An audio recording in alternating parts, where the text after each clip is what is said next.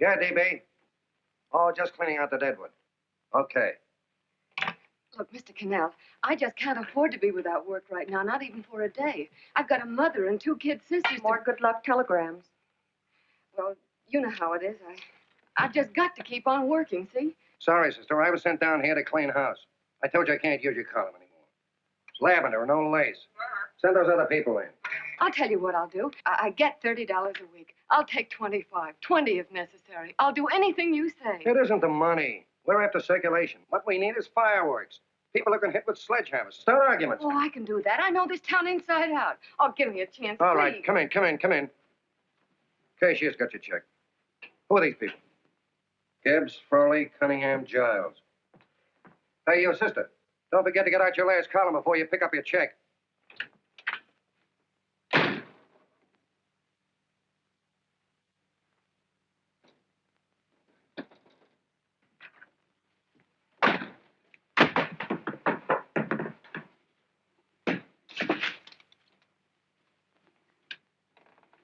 You're a couple of sticks shy in your column, man. Big rich slob like D.B. Norton buys a paper and 40 heads are chopped off.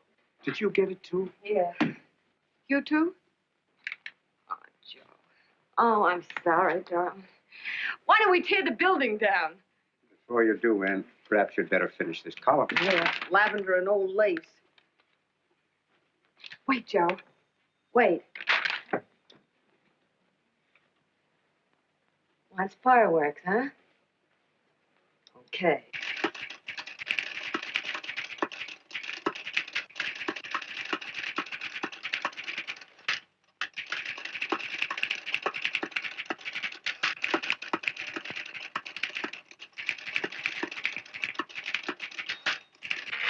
Here. Below is a letter which reached my desk this morning. It's a commentary on what we laughingly call a civilized world. Dear Miss Mitchell, 4 years ago, I was fired out of my job. Since then, I haven't been able to get another one. At first, I was sore at the state administration because it's on account of the slimy politics here we have all this unemployment. But in looking around, it seems the whole world's going to pot. So in protest, I'm going to commit suicide by jumping off the city hall roof. Signed, a disgusted American citizen, John Doe. Editor's note, if you ask this column, the wrong people are jumping off the roofs. Hey, Ann, this is the old fakeroo, isn't it? Never mind that, Joe. Go ahead. Sorry.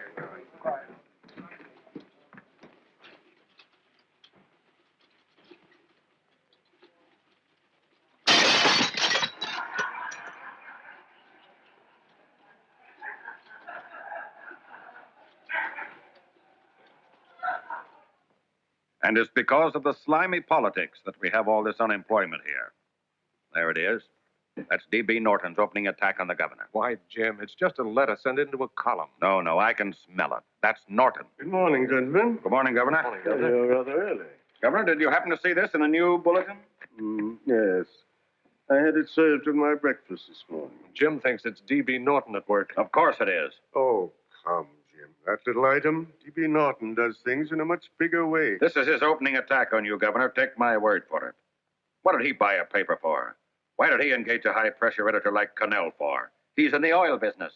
I tell you, Governor, he's after your scalp. All right, Jim, all right. Don't burst a blood vessel. I'll look into it. You get me Spencer of the Daily Chronicle, please? Yes, I saw it, Governor. If you ask me, that's a phony letter. Why, that gagger's got whiskers on it. Okay, I'll get the mayor and maybe the Chamber of Commerce to go after them. Get Mayor Lovett on the phone. Sorry, the mayor's busy on the other phone. Yes, I know, Mrs. Brewster. It's a terrible reflection on our city. I've had a dozen calls already. Spencer of the Chronicle. Hold it. Just a minute. Yes, Mrs. Brewster. I'm listening. I insist that this John Doe man be found and given a job at once. Now, if something isn't done about it, I'll call out the whole auxiliary. Yes, and the junior auxiliary, too. We'll hold a meeting and see that it is. Yes, Spencer? Oh, the governor? Well, what about me? It's my building he's jumping off of, and I'm up for re-election, too. What are you doing? Get Cannell at the bulletin.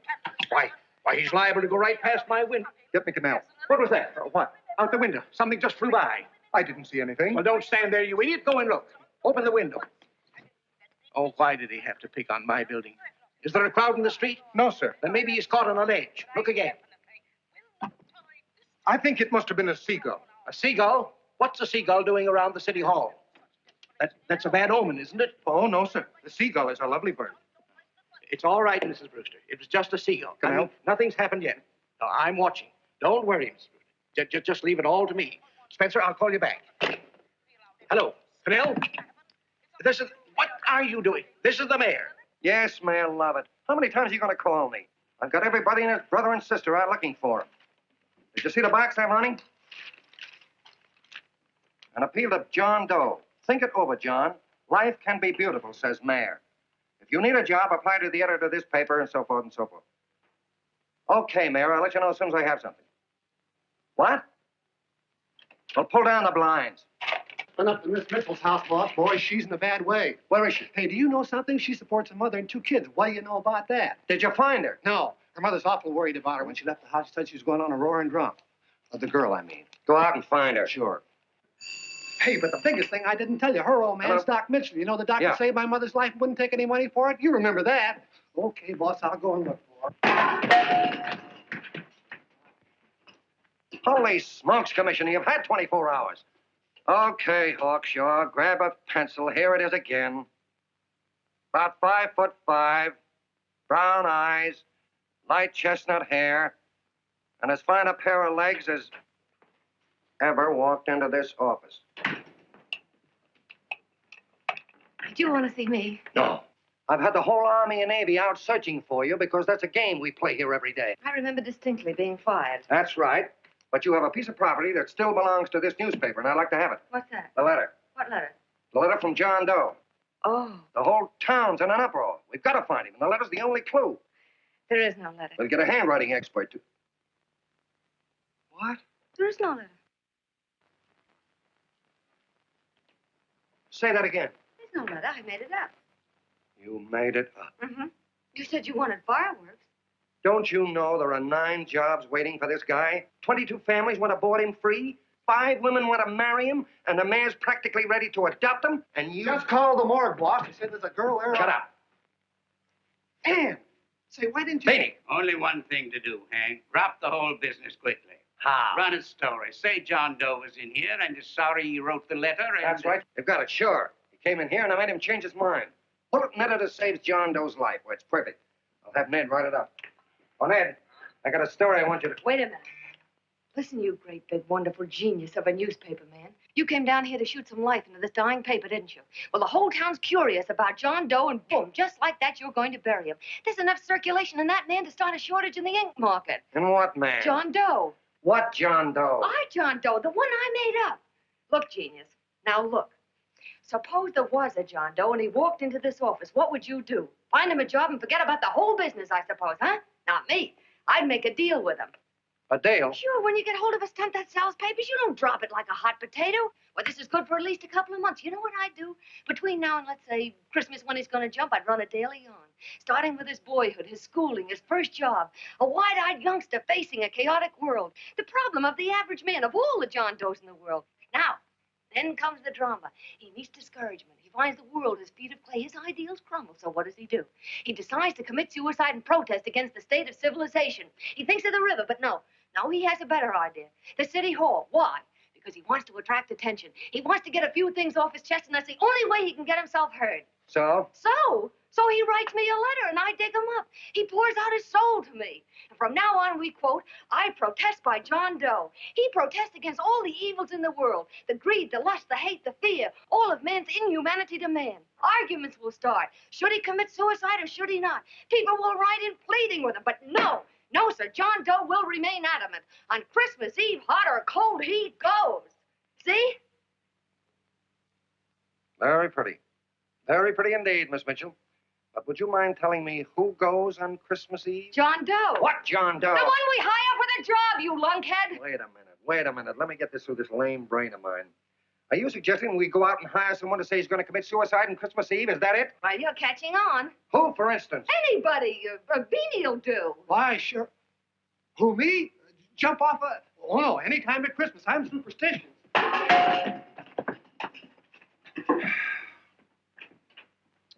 Miss Bishop, do me a favor. Will you go on out and get married and have a lot of babies, but Stay out of newspaper business. Better get that story in, Hank. It's getting late. You're supposed to be a smart guy. If it was raining $100 bills, you'd be out looking for a dime you lost someplace.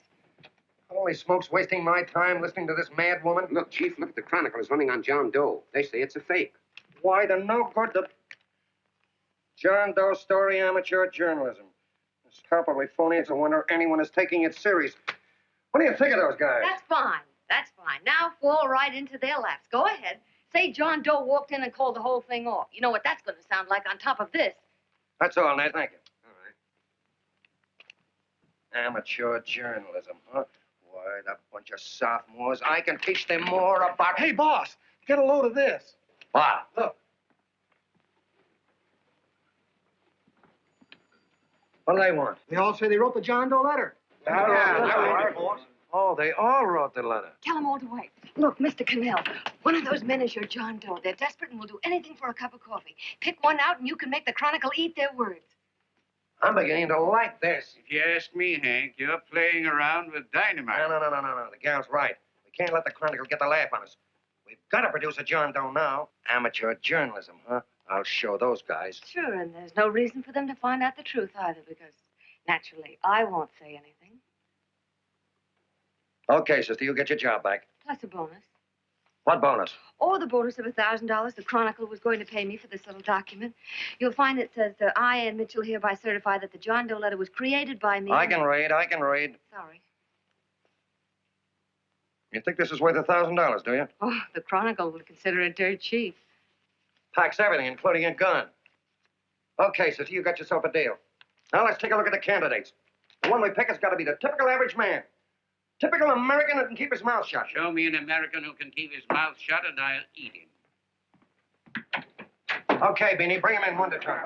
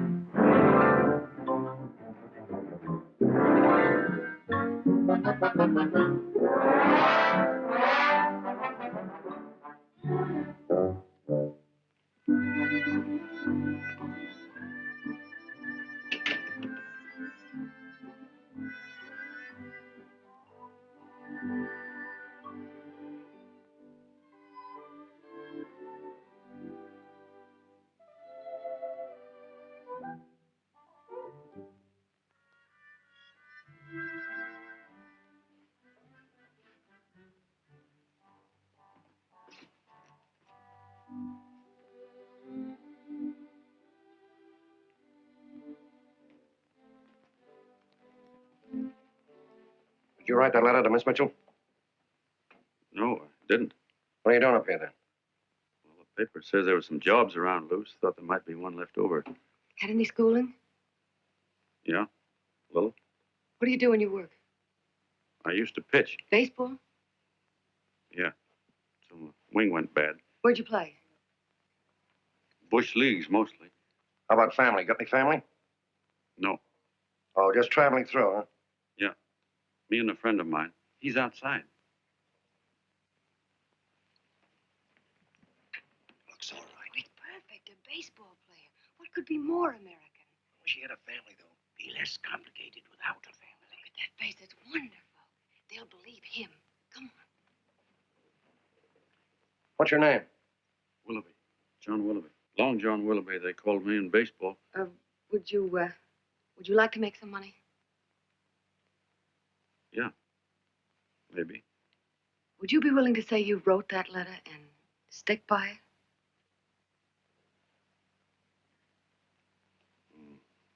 I get the idea. Yeah. Maybe. That's our man. He's made to order. I don't know. He don't seem like the kind of a guy that'd fall in line. When you're desperate for money, you do a lot of things, Mr. Cannell. He's our man, I tell you. He's fainted. Get the water quickly. Hurry up, Pop. Oh. Right here, sit down. You all right? Yeah, I'm all right. How many is that? 6?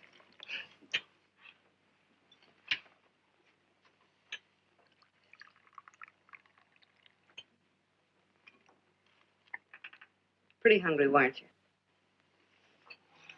See, all this John Doe business is batty, if you ask me. Well, nobody asked you. Trying to improve the world by jumping off buildings. You couldn't improve the world if the buildings jumped on you. Don't mind the colonel. He hates people. He likes you well enough to stick around. Well, that's because we both play doohickeys. I met him in a boxcar a couple of years ago. I was fooling around with my harmonica, and he comes over and joins in. I haven't been able to shake him since.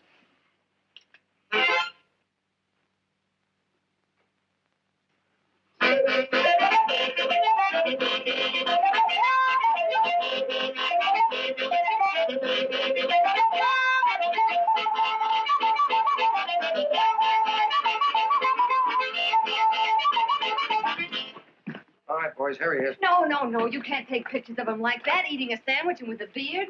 But he's going to jump off a building. Yes, but not because he's out of a job. That's not news. This man's going to jump as a matter of principle.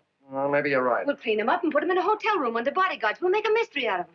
Did you speak to Mr. Norton? Thinks it's terrific. Says for us to go the limit. Wants us to build a bonfire under every big shot in the state. Oh, swell. Is that the contract? Yeah. What's he doing here? Friend of his. They play duets together. Duets? But can we trust him? Oh. I trust him. Oh, you trust him. Well, that's fine. I suppose he trusts you, too. Oh, stop worrying. He's all right. Okay, but we don't want more than a couple of hundred people in on this thing. Now, the first thing I want is an exact copy of the John Doe letter in your own I've handwriting. got it already. Here. Now, that's fine. Now, I want you to sign this agreement. It gives us an exclusive story under your name, day by day, from now until Christmas. On December 26th, you get one railroad ticket out of town. And the bulletin agrees to pay to have your arm fixed. That's what you want, isn't it? Yeah, but it's got to be by Bonesetter Brown. Okay, Bonesetter Brown goes. Here, sign it. Meanwhile, here's $50 spending money. That's fine. Beanie? Yes, boss. Take charge of him. Get him a suite at the Imperial and hire some bodyguards. He had some new clothes, Beanie. Think we better have him deloused? Yeah. Both of them? Yes, both of them, but don't let them out of your sight. Hey, Beanie, gray suit, huh? Yeah. Okay, fellas.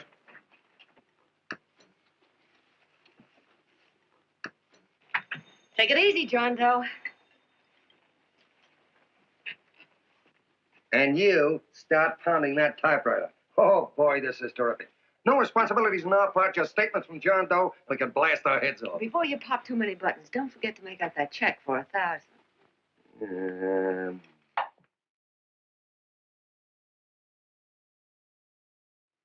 Okay, fellas. Now, let me see. You sit outside the door. Nobody comes in. So you two fellas sit in here. Hey, pretty nifty, huh? You ain't gonna get me to stay here. Sure you are. No, sir. That spot under the bridge where we slept last night's good enough for me. Say, what'll I do with this baggage? Let's stick him in the bedroom. Give me mine. I ain't staying. You know, we were headed for the Columbia River country before all this John Doe business came up. You remember that, don't you? Sure, I remember. Say, your ears popped coming up in the elevator. Mine did. All along, John. I tell you, it's no good. You're gonna get used to a lot of stuff that's gonna wreck you. Why, that $50 in your pocket's beginning to show up on you already. And don't pull that on me, neither. Stop worrying, Colonel. I want to get my arm fixed out of this. Hey, here's some cigars the boss sent us. Have one. Hey, Help cigar. yourself.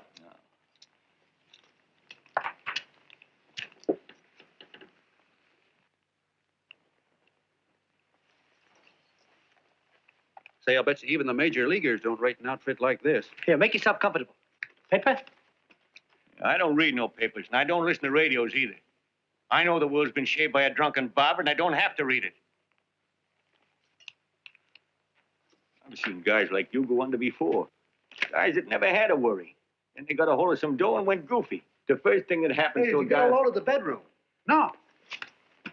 The first thing that happens to a guy like that, he starts wanting to go into restaurants and sit down at a table and eat salads and cupcakes and tea. Boy, what that kind of food does to your system.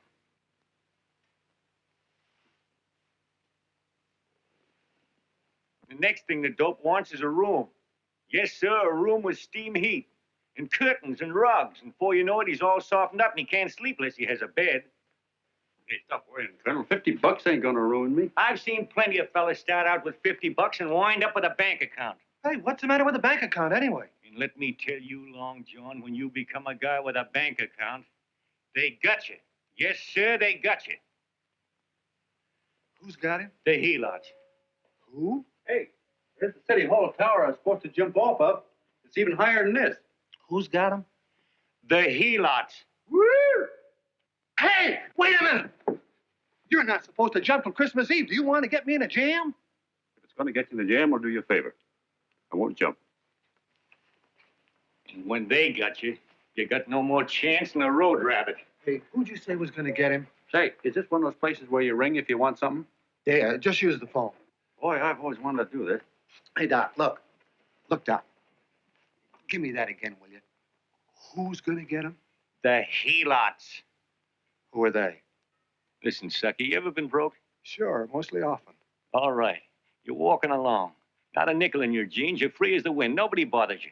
Hundreds of people pass you by in every line of business. Shoes, hats, automobiles, radios, furniture, everything.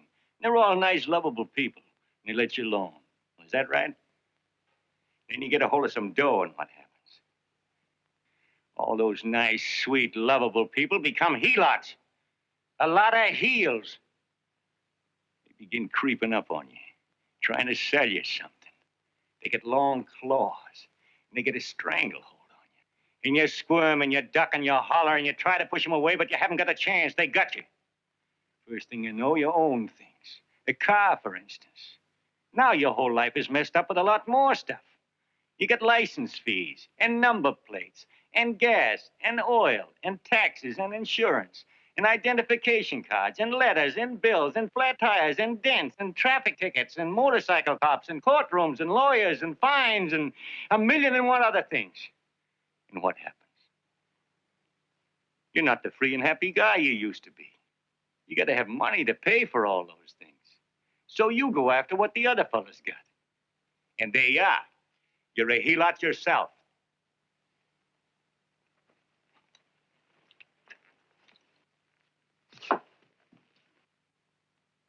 You win, Colonel. Here, take the 50. Go out and get rid of it. You bet I will, just as fast as I can. I'm going to get some canned goods, a fishing rod, and the rest I'm going to give away. Give away? Hey, get me a pitcher's glove. I got to get some practice. Say, he's giving it away. I'm going to get me some of that. Hey, come back here, you helot. For you send up 5 hamburgers with all the trimmings, 5 chocolate ice cream sodas, and 5 pieces of apple pie. No, apple with cheese. Yeah, thanks.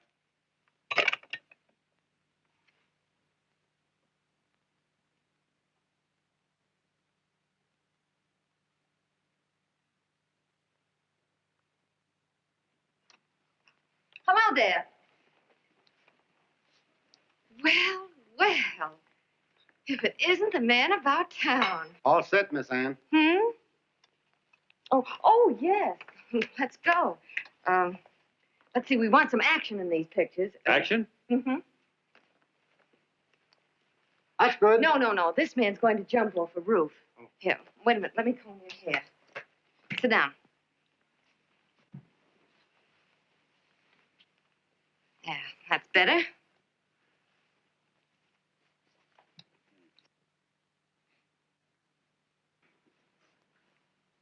You know, he's got a nice face, hasn't he? Yeah, he's pretty. Here, sit down. Quiet, egghead. All right, now a serious expression. Can't. I'm feeling too good. Oh, come on now. This is serious. You're a man disgusted with all of civilization. With all of it? Yes, you're sore at the world. Come on now. Crabby guy, huh? Yeah. No.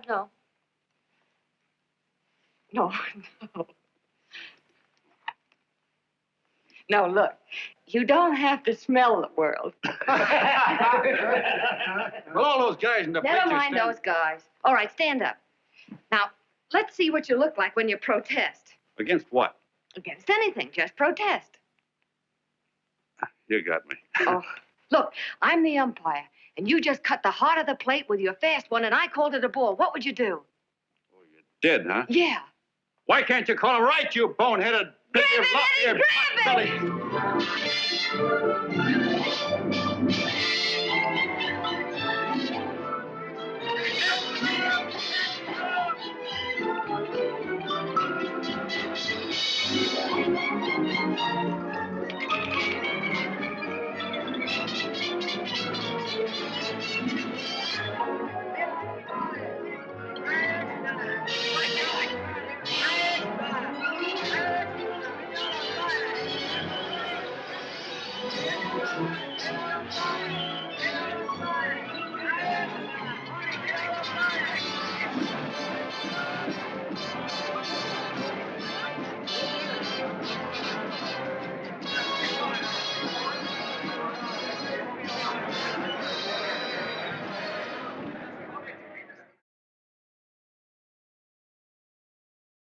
I don't care whose picture they're publishing.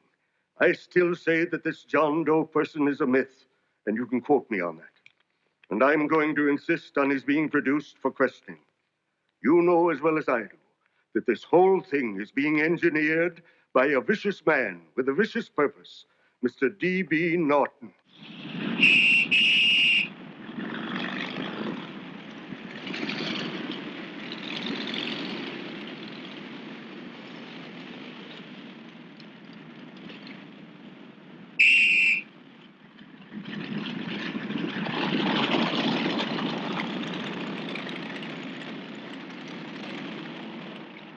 And Miss Mitchell are at the house, sir. Oh, they are? All right. Come on.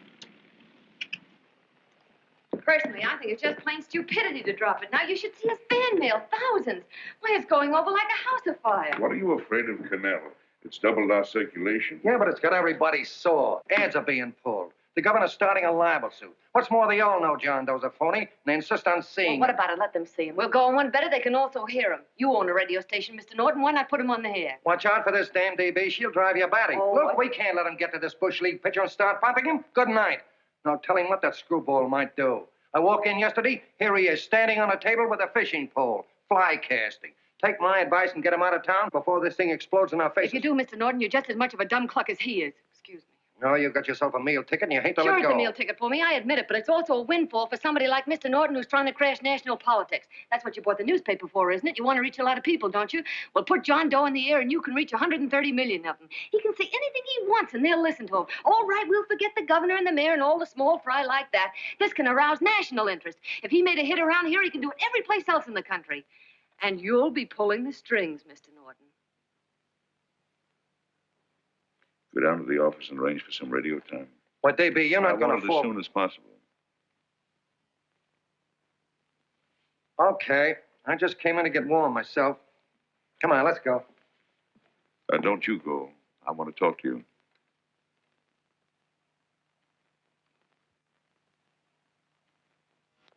Sit down.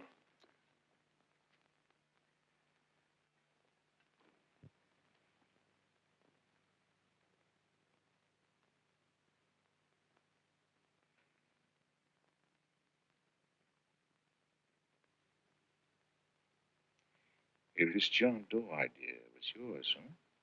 Yes, sir.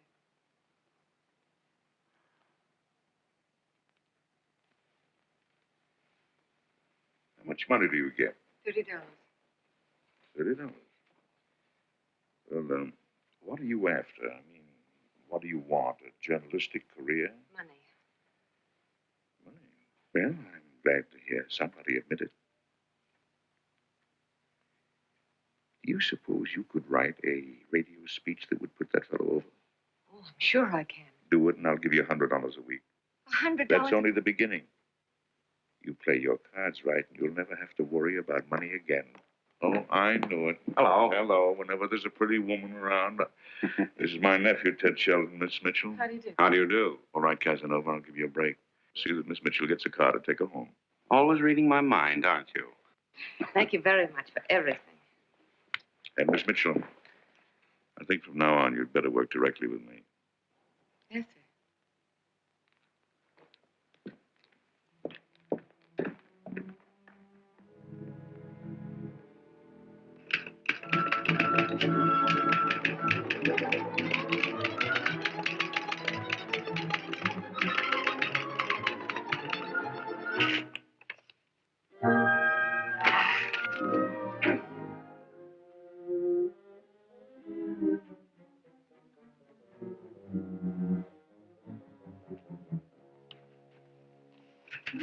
Hey! Oh, I thought you were asleep. We just nice it is. Oh, you little brat, you're just falling. I said good night. Come, children. It's past your bedtime. Go on, Mama. Come on. Now, pooch off Get there. the fork through me. I'm done. I'll never get this speech right. Oh, yes, you will, Ann, dear. You're very clever. Yeah, I know. What are you looking for? Your purse, I need $10. What for? I gave you 50 just the other day. Yes, I know, dear, but Mrs. Burke had her baby yesterday. 9 pounds. And there wasn't a thing in the house. And then the community chest lady came. And the 50's all gone, huh? Who's the 10 for? The Websters. The Websters. You remember those lovely people your father used to take care of. I thought I'd buy them some groceries. Oh, Anne, dear, it's a shame those... You're marvelous, Ma. You're just like Father used to be. Do you realize a couple of weeks ago we didn't have enough to eat ourselves? Well, yes, I know, dear, but these people are in such need. And we have plenty now. If you're thinking of that $1,000, forget it. It's practically all gone. We owed everybody in town. Now, you just got to stop giving all your money away. Oh, Anne, dear. Oh, I'm sorry, Ma. Oh, don't pay any attention to me. I guess I'm just upset about all this. Gee whiz, here I am with a great opportunity to get somewhere, to give us security for once in our lives, and I'm stuck. If I could put this over, your Mrs. Burke can have 6 babies. You mean this speech you're writing? Yeah, I don't know. I simply can't get it to gel. I created somebody who's going to give up his life for a principle. Hundreds of thousands of people are going to listen to him over the radio. And unless he says something that's sensational, it's just no good. Well, honey, of course, I don't know what kind of a speech you're trying to write. But judging from the samples I've read, I don't think anybody will listen. What? Darling, there's so many complaining political speeches. People are tired of hearing nothing but doom and despair on the radio. If you're going to have him say anything, why don't you let him say something simple and real, something with hope in it? If your father were alive, he'd know what to say. Oh, yeah. Father certainly would. Wait a minute.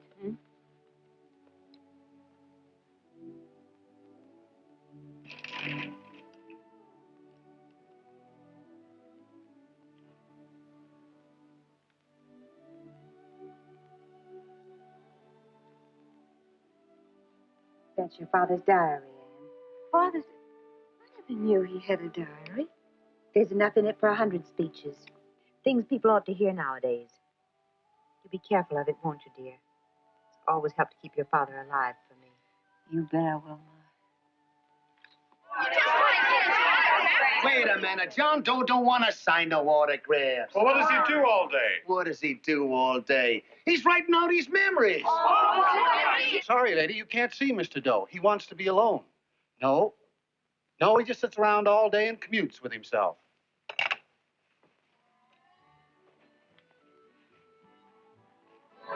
Oh!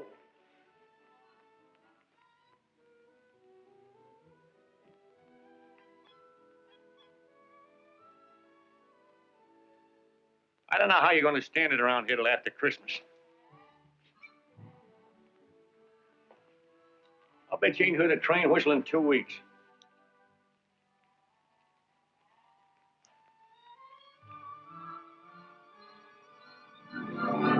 Steve, right!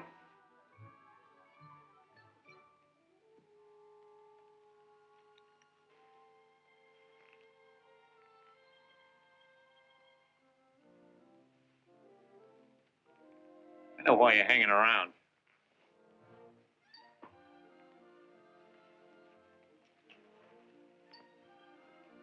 You're stuck on the girl. That's all a guy needs is to get hooked up with a woman.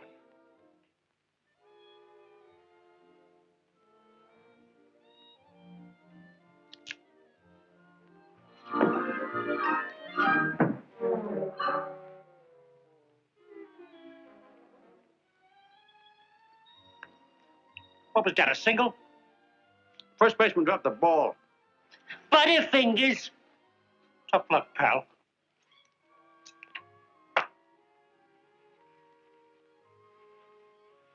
Guy has a woman on his hand. First thing he knows, his life is balled up with a lot more things. Furniture.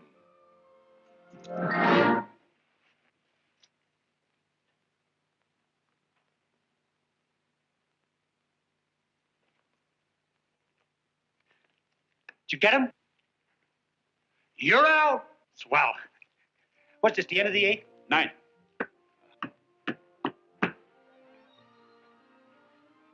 Hey, Beanie, there's a couple of mugs from the Chronicle snooping around out here. Ah. Come on, Angel Face. Gangway. What's the score, Angel Face? 3-2, off paper. Gee, that's great.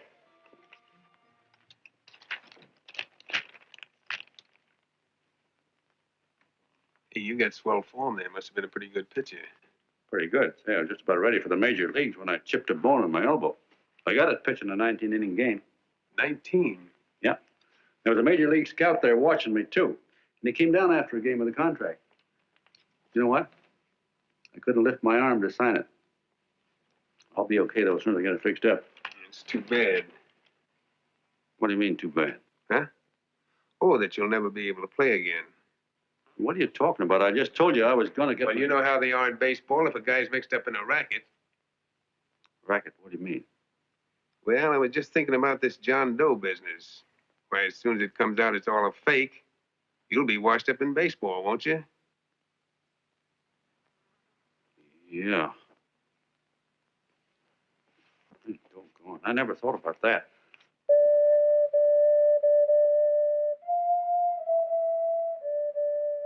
Gosh. And another thing, what about all the kids in the country? The kids that idolize ball players. What are they going to think about you? Yeah. Hey, Colonel. Did you hear that? I got to figure some way out of this thing. Elevators are still running. I know one way you can do it. How? Well, when you get up there on the radio, all you have to do is to say the whole thing's a frame-up. Make you a hero sure as you're born. Yeah, but how am I going to get my arm fixed? Well, that's a cinch. I know somebody who'll give you $5,000 just to get up on the radio and tell the truth. $5,000? Yeah, $5,000, and he gets it right away. You don't have to wait till Christmas. Look out, Long John. They're closing in on you. Say, who's putting up this dough? Fellow runs the Chronicle. Here's the speech you make, and it's all written out for you. $5,000. Holy mackerel, I can see the helots coming, the whole army of them. It's on the level.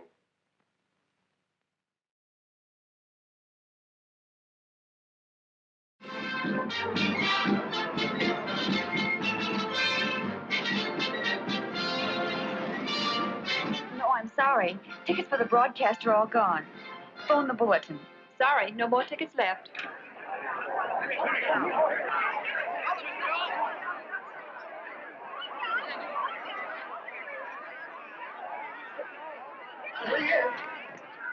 Hello, John. All set for the big night? Swell. Turn around. One moment. Now stand still. Hold it, hold it, hold it. Big smile. That's right. Okay, Keely, that's all. Take stand him here. out. Yeah. Now, look, John, here's the speech. It's in caps and double spaced. You won't have any trouble reading it. Not nervous, are you? No. Of course not. He wouldn't be. Who? John Doe, the one in there. Hey, don't let your knees rattle. It picks up on the mic. Oh, Beanie, you needn't be nervous, John. All you have to remember is to be sincere. Pick up that phone, Miss Mitchell. It's for you. Okay. Hello? Yes, Mother. Oh, thank you, darling. Oh, there he is, the poor dear man. Oh, good luck to you, Mr. Doe. We want you to know that we're all for you. The girls all decided that you're not to jump off any roof at all. Even if we have to, we'll stop it. You got the speech I gave you? Yeah. Now, look. I'll give this money to the colonel just as soon as you get started. We'll have a car waiting at the side entrance for you. Okay. How'd you get in here? Huh? Oh, I just came in to wish him Come luck. on, out. Mother says good luck, too. John, when you read that speech, please believe every word of it. He's turned out to be a wonderful person, John. Who? John Doe, the one in the speech. Oh. You know something? I've actually fallen in love with him. All right, there he is, sister. Now, come on, plenty of both. What's the idea? No, that's too much. Not so much. Come on, that's it. Oh, this One is more, no please. time for cheap publicity, Mr. Cannell. Listen, if that guy lays an egg, I want to get something out of it. I'm getting a Jane Doe ready. Oh, come on. Here. Will you, fellas? Here, Give me a all right, chance. that's I enough. have to One raise more. just one more. Well, that's fine, honey. You go ahead. All right, I After need you, one Vinny. more. You're ready, honey. Go ahead. How you doing? Oh. All right, Benny, bring him in. Holy smoke, a half a helot. There you are, boss, just like you ordered. Symbols of little people. Okay, get him up. All right, young fella. This is ridiculous, Mr. Cannell. Come on, give me a chance. The man's on the air, please. Come on, shot. Oh, fellas, I told you could have all the pictures you want. No, come on, answer. You can have a...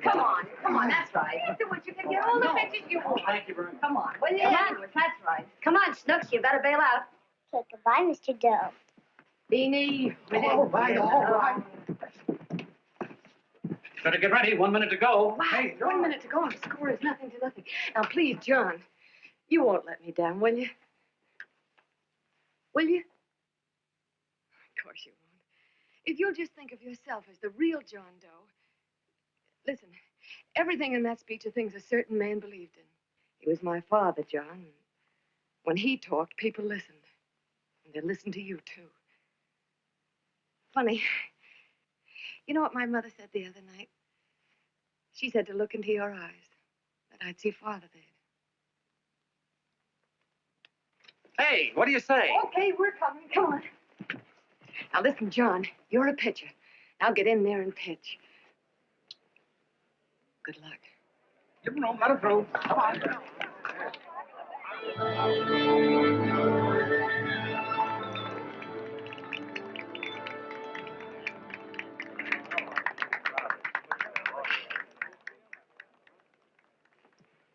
Hey, let's get out of here. There's the door right there. Hey, what are you doing here? That's what I'd like to know. Come on, out. Hey, he's a friend of mine. Never mind, let him alone. He's all right.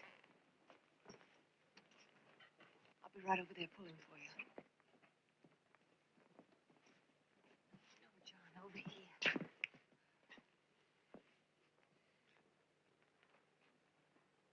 Stand by.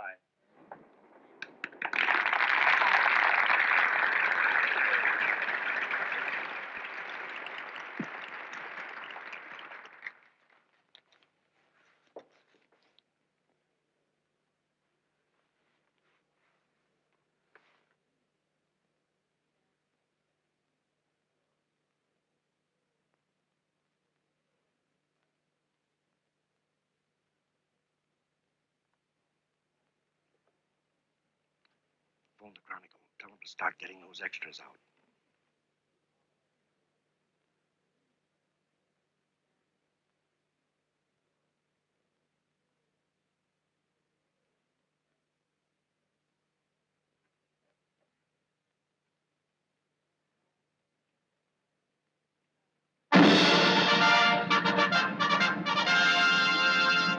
And good evening, ladies and gentlemen. This is Kenneth Fry speaking for the New Bulletin. Tonight we give you something entirely new and different.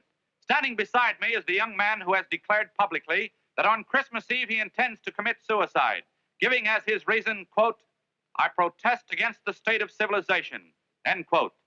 Ladies and gentlemen, the New Bulletin takes pleasure in presenting the man who is fast becoming the most talked of person in the whole country, John Doe.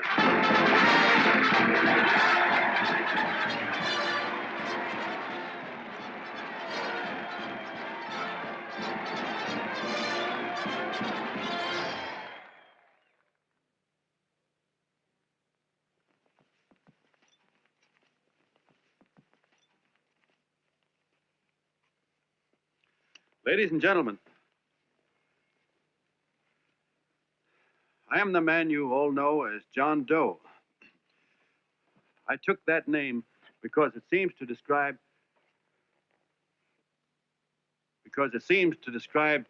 the average man.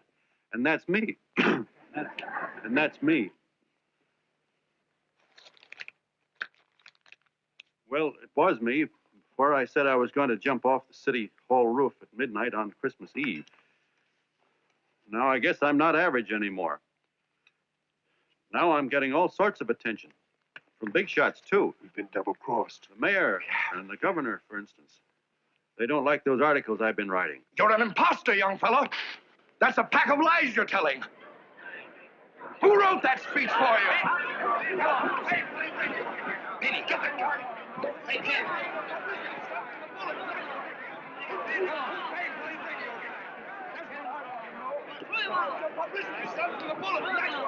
Spencer. Ladies and gentlemen, the disturbance you just heard was caused by someone in the audience who tried to heckle Mr. Doe. The speech will continue.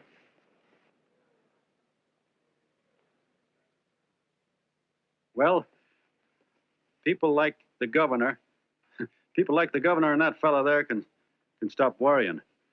I'm not going to talk about them. I'm going to talk about us, the average guys, the John Does. If anybody should ask you what the average John Doe is like, you couldn't tell him because he's 1,000,001 things. He's Mr. Big and Mr. Small. He's simple and he's wise. He's inherently honest, but he's got a streak of larceny in his heart. He seldom walks up to a public telephone without shoving his finger into the slot to see if somebody left a nickel there.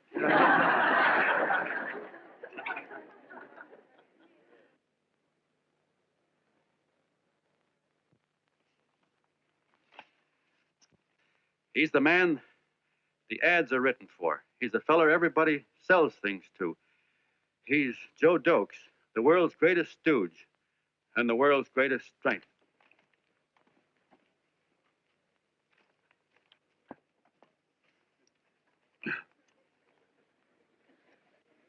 Yes, sir. Yes, sir, we're a great family, the John Does. We are the meek who are supposed to inherit the earth. You'll find us everywhere. We raise the crops, we dig the mines, work the factories, keep the books, fly the planes, and drive the buses. And when a cop yells, "Stand back there, you," he means us, the John Does. What kind of a speech is that? Didn't you read it? We've existed since time began. We built the pyramids. We saw Christ crucified, pulled the oars for Roman emperors, sailed the boats for Columbus, retreated from Moscow with Napoleon, and froze with Washington at Valley Forge.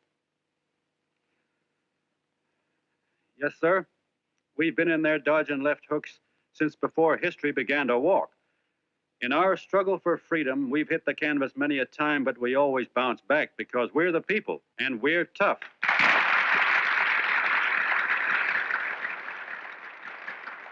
They've started a lot of talk about free people going soft, that we can't take it.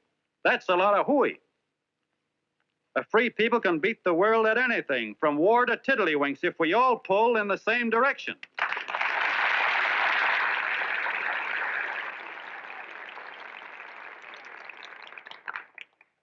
I know a lot of you are saying, "What can I do? I'm just a little punk. I don't count." Well, you're dead wrong. The little punks have always counted, because in the long run, the character of a country is the sum total of the character of its little punks.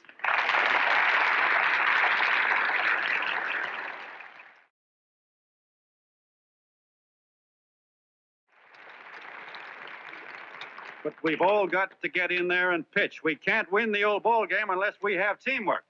And that's where every John Doe comes in. It's up to him to get together with his teammate. And your teammate, my friends, is the guy next door to you. Your neighbor. He's a terribly important guy, that guy next door. You're going to need him, and he's going to need you, so look him up. If he's sick, call on him. If he's hungry, feed him. If he's out of a job, find him one. To most of you, your neighbor is a stranger, a guy with a barking dog and a high fence around him. Now, you can't be a stranger to any guy that's on your own team. So tear down the fence that separates you. Tear down the fence, and you'll tear down a lot of hates and prejudices. Tear down all the fences in the country, and you'll really have teamwork.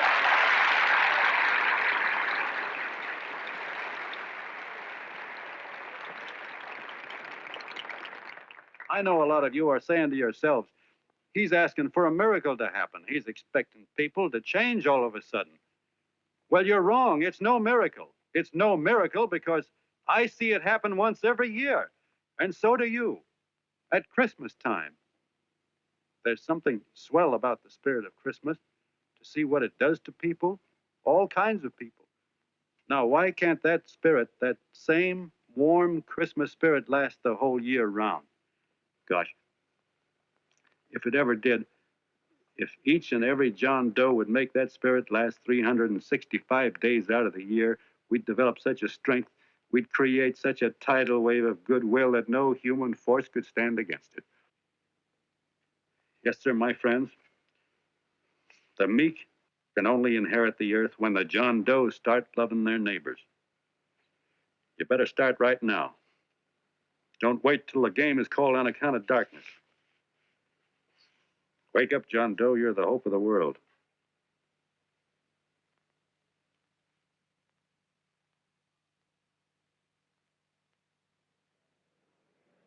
John, you're wonderful.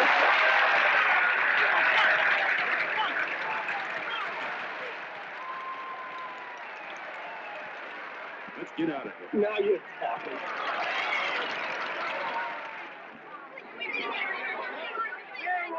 He walked after me.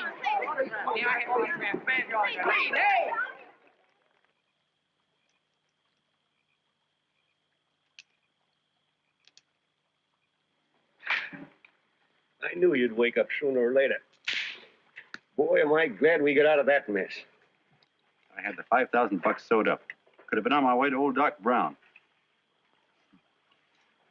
You're a pitcher, John, she says. Now, go in there and pitch. What a sucker. Yeah, she's a heel-out just like the rest of them. It's lucky you got away from her. What was I doing up there making a speech anyway? Me, huh? Geez, the more I think about it, the more I could... Tear down all the fences. Why, if you tore one picket off of your neighbor's fence, he'd sue you. 5,000 bucks, had it right in my hand. What do you mean he ran away? Well, go after him, find him. That man is terrific.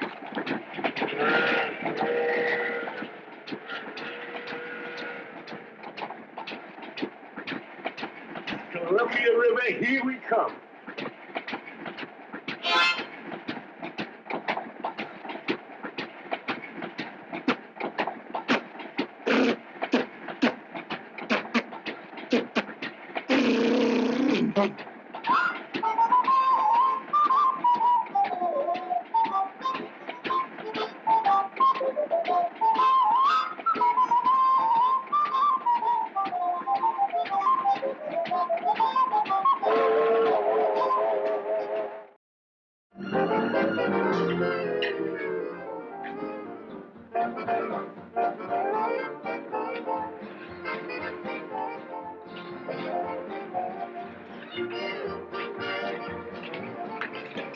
Jitterbugs. Yeah.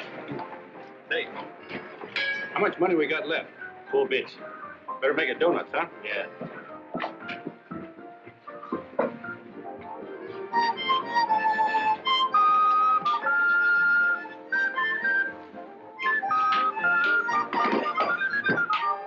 What'll it be, gents? Have you got a couple of steaks about that big and about that thick? Yeah, with hash brown potatoes and tomatoes and apple pie and ice cream and coffee. And donuts, I know. Hey, Ma! Seekers! A pair. Fingers of pear coming up. Glad he took the tea out of there.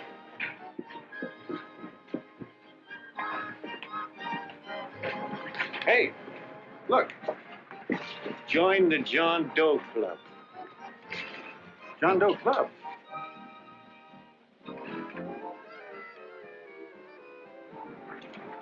Uh-oh. You John Doe? Who? John Doe. Ah, you need glasses, buddy. Oh, but gee, it's a spitting image of John Doe. Yeah, but his name is Willoughby. Oh, John Willoughby. I'm a baseball player. Sure. Oh, no, I'd know that voice anyway. You can't kid me. You're John Doe. Hey, Ma! Ma! That's John Doe. John Doe. Yeah, sitting right there, big as life. Who'd you say it was? John Doe, the big guy there. Pictures in the paper. That's John Guy. John Doe. Sitting right there,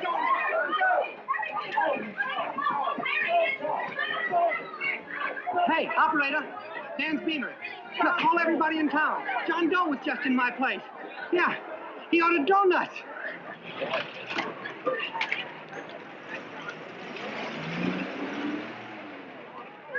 John Doe. Hey, John Doe.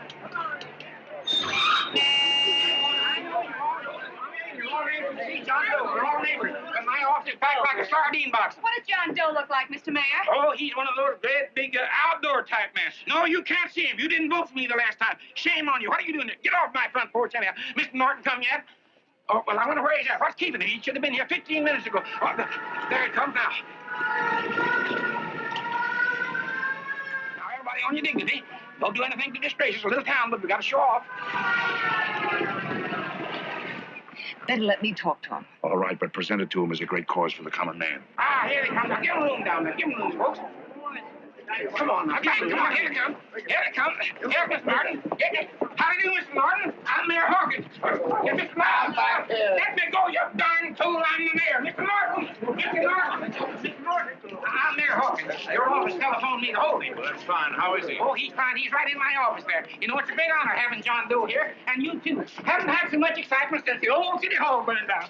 People are so excited in the electoral scrolls of Matilda, darling. Phone the newspapers, tell them Mr. Norton's here. Step right inside, Mr. Norton. My office. Very comfortable here, Mr. Norton. Just had it air conditioned. Gangway, please. Make room for Mr. Norton. Gangway. Gangway. Here he is, Mr. Norton. Well taken care of. The neighbors are serving him a light lunch. Hello, John. Mr. Mayor, if you don't mind, we'd like to talk to him alone. Why, certainly, certainly. All right, everybody. Clear out. Everybody, quickly now. Come on. Come on. That's it. All right. Don't argue with me here. Wait till we get home. Don't you push me around like that. Even though I'm your wife, you can't push me around. Look, Mr. Norton, I think you got a lot of nerve having those people hold us here. There's nobody holding you here, Mr. Doe. It's only natural that There's nobody holding us here. Let's get going. Incidentally, my name isn't Doe. It's Willoughby. Look, John, something terribly important's happened. They're forming John Doe clubs. We know of 8 already, and they say that there's John Doe clubs? What for? To carry out the principles you talked about in your radio speech. I don't care what they're forming. I'm on my way, and I don't like the idea of being stopped either. Oh, but you don't know how big this thing is. You should see the thousands of telegrams we've received and what they're saying about you. Look, it started as a circulation stunt, didn't it? Well, you got your circulation. Now, why don't you let me alone? Oh, it started as a circulation stunt, but it isn't anymore. Mr. Norton wants to get back of it and sponsor John Doe clubs all over the country. He wants to send you on a lecture tour. Me? Uh-huh. Certainly. With your ability to influence people, it might grow into a glorious movement. Say, let's get something straight here. I don't want any part of this thing. If you got an idea I'm going around lecturing to people, why, you're crazy. Baseball's my racket, and I'm sticking to it. Come on, Colonel, let's get out of here. John, please, please. I just got rid of one crowd. But please, Mr. Mayor, tell him the John Doe Club wants to talk to him. Let them in, Mr. Mayor. Let them come in. Okay, folks, but remember your manners. No stampeding. Walk slow, like you do when you come to pay your taxes.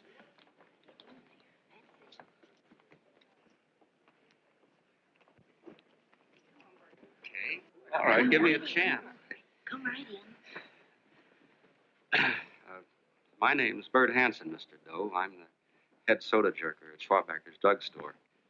Well, sir, you see, me and my wife, we heard your broadcast, and we got quite a bang out of it, especially my wife. Kept me up half the night saying, that man's right, honey. The trouble with the world is nobody gives a hoot about his neighbor. That's why everybody in town's sore and cranky at each other.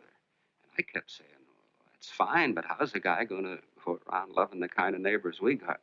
Old Sourpuss, for instance. You see, Sourpuss Smithers is a guy who lives all alone next door to us. He's a cranky old man and runs a second-hand furniture store. We haven't spoken to him for years. I always figured he was an ornery old gent that hated the world because he was always slamming his garage door and playing the radio so loud he kept half the neighbors up. Well, anyway, the next morning, I'm out watering the lawn, and I look over, and there's Sourpuss on the other side of the hedge straightening out a dent in his fender. And my wife yells to me out the window. She says, go on, speak to him, Bert. And I figured, well, heck, I can't lose anything, so I yelled over to him, good morning, Mr. Smithers. He went right on pounding his fender. Was I burned? So I turned around to give my wife a dirty look, and she said, louder, louder, he didn't hear you. So in a voice you could have heard in the next county, I yelled, good morning, Mr. Smithers. Well, sir, you could have knocked me over with a feather. Old Sourpuss turned around, surprised-like, and he put on a big smile, came over and took my hand like an old lodge brother, and he said, good morning, Hanson. I've been wanting to talk to you for years, only I thought you didn't like me. And then he started chatting away like a happy little kid, and he got so excited his eyes all... Well, Mr. Doe, before we got through, I found out Smithers is a swell egg, only he's pretty deaf, and that accounts for all the noises. And he says it's a shame how little we know about our neighbors.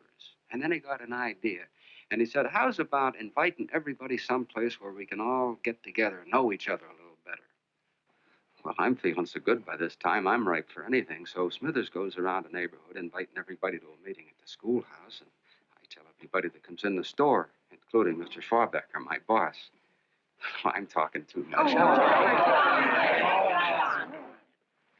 Well, I'll be doggone if 40 people don't show up. Of course, none of us knew what to do, but we sure got a kick out of seeing how glad everybody was just to say hello to one another. Tell him about making Sourpuss chairman. Oh, yeah, we made Sourpuss chairman and decided to call ourselves the John Doe Club. And say, incidentally, this is my wife. Come here, honey. This is my wife, Mr. Doe. How do you do, Mr. Doe? Sourpuss is here, too. Oh, is he? This is Sourpuss, or excuse me, Mr. Smithers, Mr. Doe. That's all right. If you didn't call me Sourpuss, it wouldn't feel natural. Well, anyway, I guess nearly everybody in the neighborhood came except the Delaney's. The Delaney's live in a big house with an iron fence around it, and they always keep their blinds drawn. And we always figured that he was just an old miser that sat back counting his money, so why bother about inviting him? Until Grimes, the milkman, spoke up, and he said, say, you've got the Delaney's all wrong. And then he tells us about how they canceled their milk last week, and how when he found a note in the bottle, he got kind of curious-like, and he sort of peeked in under the blinds and found the house was empty. If you ask me, he says, they're starving. Old man Delaney has been bringing his furniture over to my place at night, one piece at a time, and selling it. Yeah. And, well, sir, a half dozen of us ran over there to fetch him, and we brought him to the meeting. And what a reception they got. Everybody shook hands with him and made a fuss over them, and, well, finally, Mr. and Mrs. Delaney just sat right down and cried. And then we started to find out about a lot of other people. Yeah, sure. Well, you know Grubel, for instance. Grubel's here. Yeah, that's a... Of course, you don't know Grubel, but he's the man that everybody figured was the worst no-account in the neighborhood because he was living like a hermit, and nobody would have anything to do with him. That isn't Little Murphy. The postman told us the truth. Why, Grubel, he says, he lives out of garbage cans because he won't take charity, because it'd ruin his self-respect, he says. Just like you said on the radio, Mr. Doe. Well, sir, about a dozen families got together and gave Grubel a job watering their lawns. Isn't that wonderful? And then we found jobs for 6 other people, and they've all gone off for leave. Yeah, and my boss, Mr. Schwabecker, made a job in his warehouse for old man Delaney. And he gave you that $5 raise. Yeah, wasn't that swell? Why, Bert, I feel slighted. I'd like to join, but nobody asked me. I'm sorry, Mayor, but we voted that no politician could join. Just the John Does of the neighborhood, because you know how politicians are. Well, the reason we wanted to tell you this, Mr. Doe, was just to give you an idea of what you started. And from where I'm sitting, I don't see any sense in you jumping off any building. No. Well, thank you for listening. Goodbye, Mr. Doe. You're a wonderful man. And it strikes me you can be mighty useful walking around for a while. Hey, goodbye, Mr. Doe. Goodbye, Mr. Doe.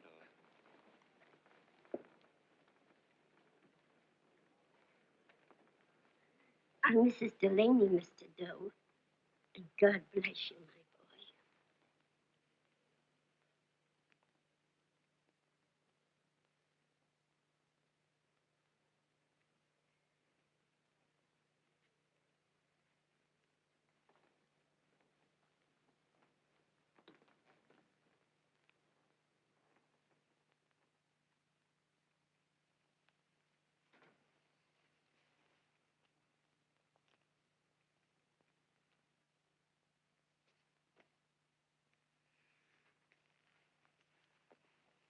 Gee whiz, I'm all mixed up.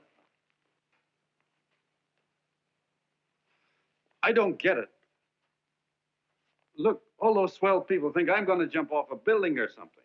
I never had any such idea. Gosh. The fellow'd have to be a mighty fine example himself to go around telling other people how to.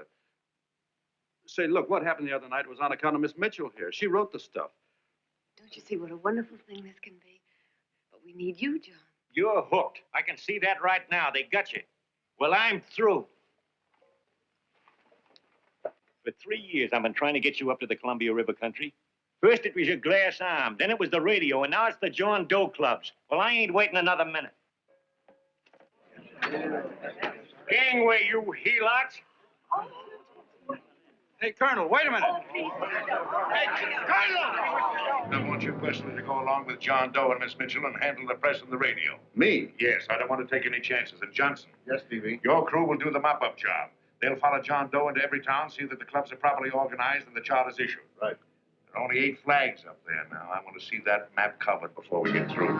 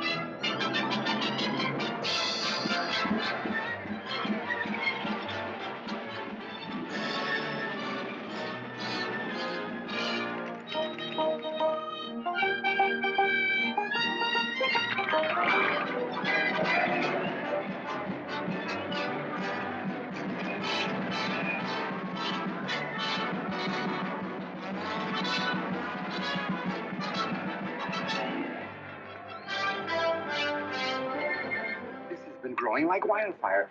If they made demands, I'd understand it. But the John Does ask for nothing. People are going off relief. If this keeps up, I'll be out of a job. As soon as it gets strong enough, we'll find out what John Doe wants. 30 every Thursday, 60 at 60. Who knows what? I'm sorry, boss. They just won't let anybody talk politics to them. It's crazy. We've got to get to them. They represent millions of voters.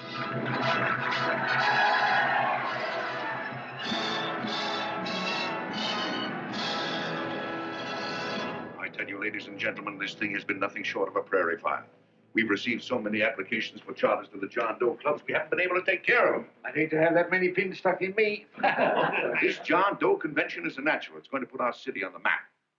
Why, over 2,400 John Doe clubs are sending delegates. Can you imagine that? You, Mr. Mayor, will be the official host. You will make the arrangements for decorating the city, parades, and a reception for John Doe when he gets home. And don't wear your high hat. No high hat? No high hat. And from you, Cannell, I want a special John Doe edition every day until the convention is over. And now, if you will, please step into the outer office and look your prettiest because there are photographers there to take pictures of this committee. Don't worry, D.B. Everything will be taken care of. Isn't it all too wonderful? Gather down here in a nice group now. Get a nice picture of you. Oh, Mr. Mayor, would you step down in front row, please? You ladies get close to that. Well, I don't get it. Get what? Look, DB, I'm supposed to know my way around. This John Doe movement has cost you a fortune. Now, this convention is going to cost plenty. Well? Well, I'm stuck with 2 and 2, and I'm a sucker if I can make 4 out of it. Where do you come in? I'll have the satisfaction of knowing that my money has been spent for a worthy cause. I see. I better stick to running the paper. I think maybe you better have. And Cannell, I'd like to have the John Doe contract, all the receipts for the money we advanced him, and the letter Miss Mitchell wrote, which I gave her $1,000. Yes, sure. Well, we leave for the airport. Half an hour. Is that Johnny boy's room? Better hustle him up. He'll be ready in time. He's packing. Ah, good. Did you see his picture on the cover of Time? Yeah. I gotta give you credit, Annie girl. I've handled a good many big promotions in my time. Everything from a World's Fair to a Channel swimmer. But this one has certainly got me spinning. And now a John Doe convention. Wow. Say, if you could only get him to jump off the City Hall roof on Christmas Eve, I'd guarantee you 500,000 people there. Charlie. Hmm? What do you make of him? Oh, Johnny boy? Well, I don't know what angle you want, but I'll give it to you quick. Number 1, he's got great yokel appeal, but he's a nice guy. Number 2, he's beginning to believe he really wrote that original suicide letter that you made up. Number 3, he thinks that you're Joan of Arc or something. Yeah, I know. Number 4, well, you know what number 4 is. He's nuts about you. Yeah, it's running out of his ears. You left out number 5. We're all heels, me especially. Holy smoke. Come in. I'm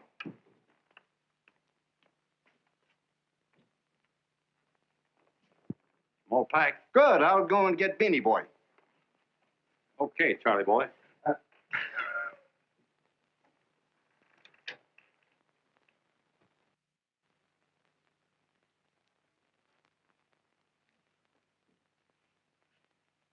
Can I help you pack? No, thank you.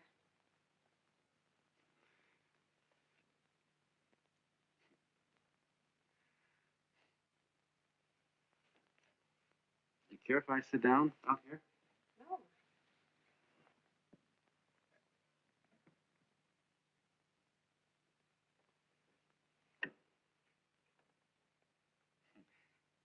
You know, I had a crazy dream last night. It was about you.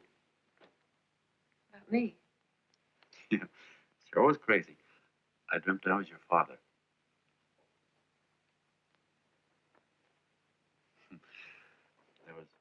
There was something I was trying to stop you from doing. So I got up out of bed and I walked right through the wall here, right straight into your room. You know how dreams are. And there you were in bed. But you're a little girl, you know, about 10. And very pretty, too. So I shook you, and the moment you opened your eyes, you hopped out of bed and started running like the devil in your nightgown. You ran right out the window there, and you ran out over the tops of buildings and roofs and everything for miles. And I was chasing you. And all the time you were running, you kept growing bigger and bigger and bigger, and pretty soon you were as big as you are now, you know, grown up. And all the time I kept asking myself, what am I chasing her for? And I didn't know. Isn't that a hot one? Well, anyway, you ran into some place, and then I ran in after you, and when I got there, there you were, getting married. And the nightgown had changed into a beautiful wedding gown. You sure look pretty, too. And then I knew what it was I was trying to stop you from doing. Dreams are sure crazy, aren't they? Well, would you like to know who it was you were marrying?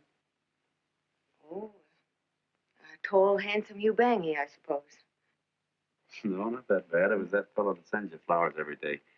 Yeah, what's his name? Mr. Norton's nephew? Ted Sheldon. Yeah, that's the one. But here's the funniest part of it all. I was the fella up there doing the marrying, you know, the justice of peace or something. You were? I thought you were chasing me. Well, yes, I was, but I was your father then, you see. But the real me, John Doe, or that is, Long John Willoughby, I was the fella up there with the book. You know what I mean? I guess so. Then what happened? Well, I took you across my knee and I started spanking you. That is, I didn't do it. I mean, I did do it, but it wasn't me, you see. I was your father then. Well, I held you across my knee and I said, Annie, I won't allow you to marry a man that's just rich or that has his secretary send you flowers. The man you marry has got to swim rivers for you. He's got to climb high mountains for you. He's got to slay dragons for you. He's got to perform wonderful deeds for you. Yes, sir. And all the time, the guy up there, you know, with the book, me, just stood there nodding his head. He said, go to it, Pop.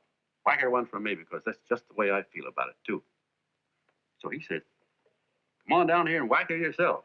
So I came down and I whacked you a good one, see? And he whacked you. And I whacked you another one. We both started whacking you like... Well, if you're through whacking her, come on, let's get going. Okay, fellas, right in here. You go out the side entrance. There's a bunch of autograph seekers out front. We'll be down with the bags in a minute. Come on, don't make a government project out of this. Hi, Benny. When's our plane take off again? Couple of minutes. How many people do you think we've talked to already outside the radio? I mean, Oh, I don't know. About 300,000. 300,000. What makes them do it, Ann? What makes them come and listen and get up their John Doe clubs the way they do? I've been trying to figure it out. Look, John, what we're handing them are platitudes. Things they've heard 1,000,000 times. Love thy neighbor, clouds have silver linings, turn the other cheek. It's just a... Yeah, I heard them 1,000,000 times, too, but there you are. Maybe they're like me, just beginning to get an idea of what those things mean. And I never thought much about people before. Or they were always just somebody to fill up the bleachers. The only time I worried about them is when they didn't come in to see me pitch. You know, lately I've been watching them when I talk to them. I could see something in their faces. I could feel that they were hungry for something. You know what I mean? Maybe that's why they came. Maybe they're just lonely and wanted somebody to say hello to. I know how they feel. I've been lonely and hungry for something practically all my life.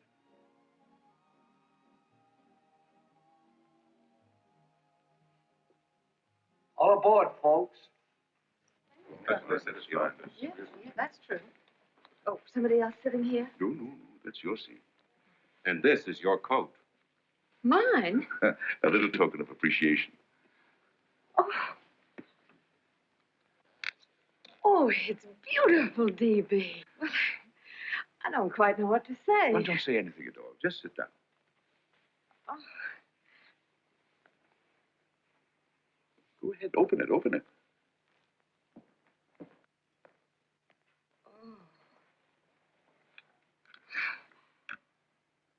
It's lovely. And a new contract goes with it. Well, come on, spring it. You've got something on your mind. It must be stupendous. That's what I like about it. Right to the point, like that. All right, Practical Annie. Here it is. Tomorrow night, before a crowd of 15,000 people and talking over a nationwide radio hookup, John Doe will announce the formation of a third party. A third party? Yes, the John Doe Party, devoted entirely to the interests of all the John Does all over the country, which practically means 90% of the voters. He will also announce the third party's candidate for the presidency, a man whom he personally recommends, a great humanitarian, the best friend the John Does have. Mr. D.B. Norton. Yes.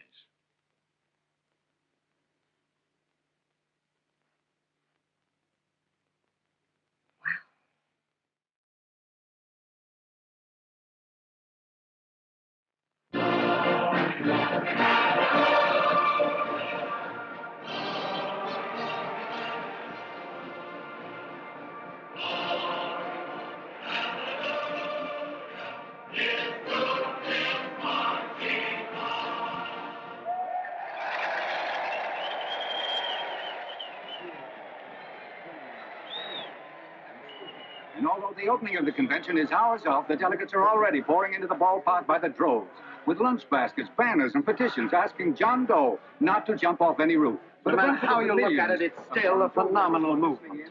These John Does, or the hoi polloi, as you've heard people call them, have been laughed at and ridiculed. But here they are, gay and happy, having traveled thousands of miles, their expenses paid by their neighbors, to come here to pay homage to their hero, John Doe.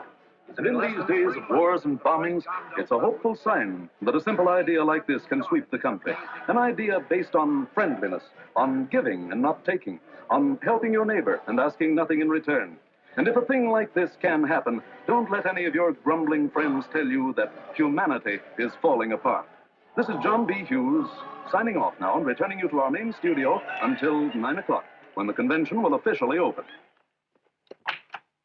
Oh, John, come in. Say, I'm kind of... It's raining out. That's all right. It's good to see you. Sit down. Thanks.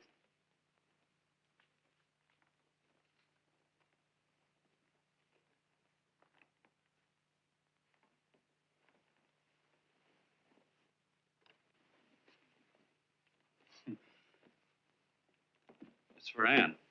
Oh, how nice. Thank you very much. Flowers.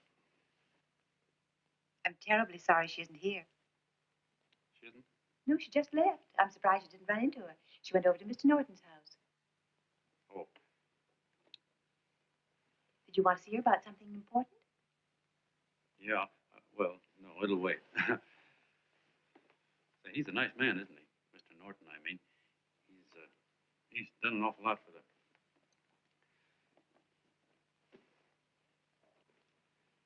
Well, say, my coat's pretty wet. I'm afraid I might have wet the couch a little.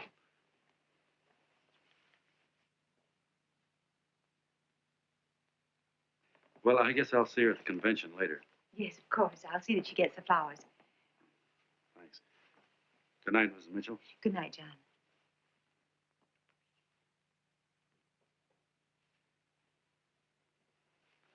Say, Miss Mitchell, I'm kind of glad Ann isn't here. See, I came over here hoping to see her alone, and kind of hoping I wouldn't, too. You know what I mean? There was something I wanted to talk to her about. Well, I'll wait, I guess. Good night. Good night, John.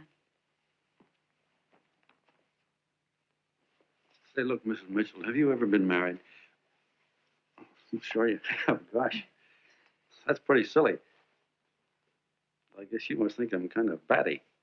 Well, I guess I'd better be going at that. John. My husband said, I love you. Will you marry me? You did? What happened? I married him. Yeah, that's what I mean, see? It was easy as all that, huh? Yeah, but look, Miss Mitchell. You know, I love Ann, and it's going to be awfully hard for me to say it because, well, you know, she's so wonderful. And, well, the best I ever was a Bush League pitcher. And, you know, I think she's in love with another man, the one she made up. You know, the real John Doe. Well, that's pretty tough competition. I bet you he'd know how to say it all right. And me, I get up to it and around it and in back of it, but I never get right to it. You know what I mean? So the only chance I've got is, well, if somebody could kind of give her a warning, sort of prepare her for the shock. You mean you'd like me to do it? Well, I was thinking, yeah, you know, sort of break the ice. Of course I will, John. Thank you, Mrs. Mitchell. Hey, you're okay.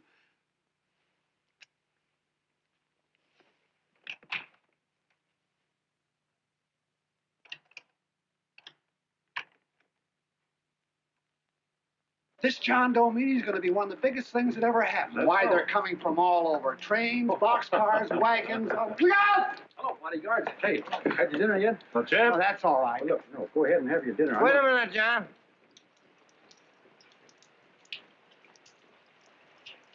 Hello, Mr. Connell. How are you, John? John, I want to have a little talk with you. What's the matter? Are you falling? Come here. Hey, boss. Oh, quiet. Say, tell me something. Did you read the speech you're going to make tonight? No, I never read the speeches before I make them. I get more of a kick out of it that way. Uh-huh. It's just exactly what I thought. Beanie, go on down to the office, tell Pop to give you the speech. There's a copy on my desk. Gee whiz, boss, you know Mr. Norton told me not to leave him, not even for a minute. Go on. We'll be at Jim's bar up the street. You're a nice guy, John. I like you. You're gentle. I always like gentle people. Me, I'm hard.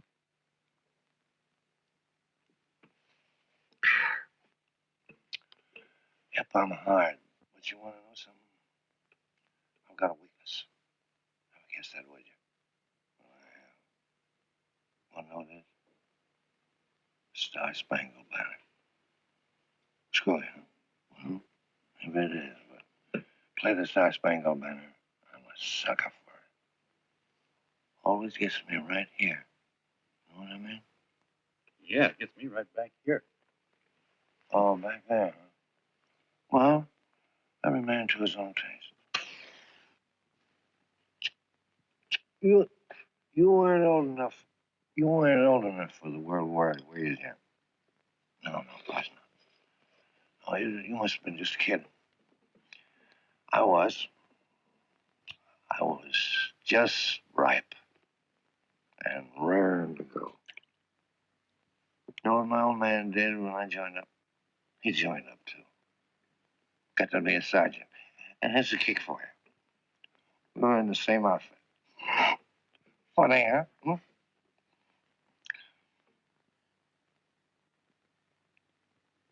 He was killed. I saw him get it. I was right there. I saw it with my own eyes. Me, I came out without a scratch. That is, excepting my ulcers.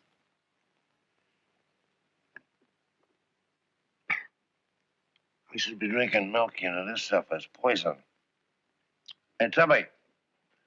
Yes, Mr. Canal. What do you say, huh? All right. Yep, I'm a sucker for this country. I'm a sucker for the Star-Spangled Banner, and I'm a sucker for this country. I like what we got here. I like it. A guy can say what he wants and do what he wants without having a bandage shoved through his belly. And that's all right. You betcha. Yeah. We don't want anybody coming around changing it, do we? No, sir. When they do, I get mad. I get boiling mad. Right now, John, I'm sizzling. I get mad for a lot of other guys besides myself. I get mad for a guy named Washington, and a guy named Jefferson, and Lincoln. Lighthouses, John. Lighthouses in a foggy world. You know what I mean? Yeah, you bet. Listen, pal. This fifth column stuff is pretty rotten, isn't it? Yeah, it certainly is. And you'd feel like an awful sucker if you found yourself marching right in the middle of it, wouldn't you? You. Of course, you would have known it because you're gentle. But that's what you're doing. You're mixed up with a skunk, my boy. A no-good, dangerous skunk. So you're not talking about Mr. Norton, are you? I'm not talking about his grandfather's pet poodle. You must be wrong, Mr. Cannell. He's been marvelous about the John Doe clubs. Yeah? Say, you're sold on this John Doe idea, aren't you? Sure. No, sir. I don't blame you. So am I. It's a beautiful miracle. A miracle that can only happen right here in the good old USA. And I think it's terrific. What do you think of that? Me, hard-boiled Cannell, and I think it's plenty terrific. All right. Now, supposing a certain unmentionable worm whose initials are DB was trying to use that to shove his way into the White House so he could put the screws on, so he could turn out the lights in those lighthouses. What would you say about that? Nobody's going to do that, Mr. Cannell. They can't use the John Doe clubs for politics. That's the main idea. Is that so? Then what's a big political boss like Hammer doing in town? And a labor leader like Bennett? And a lot of other big shots are up at DB's house right now. Wolves, John. Wolves. Waiting to cut up the John Does. Wait till you get a gander at the speech you're going to make tonight. You're all wet. Miss Mitchell writes those speeches. Nobody can make her write that kind of stuff. They can't, huh? Who do you think writes them? My Aunt Emma? I know she writes them. Gets a big bonus for doing them, too. A mink coat and a diamond bracelet. Don't write them. Why, that gold-grabbing dame would double-cross her own mother for a handful of Chinese yen. Shut up. If you weren't drunk, I'd... Hey, boss. Here's the speech, boss. Hey, go on and read it, John, and then start sucking. Hey, wait a minute, Mr. Doe. Tubby? Yes, sir. Better bring me a glass of milk. I'm smoking too much.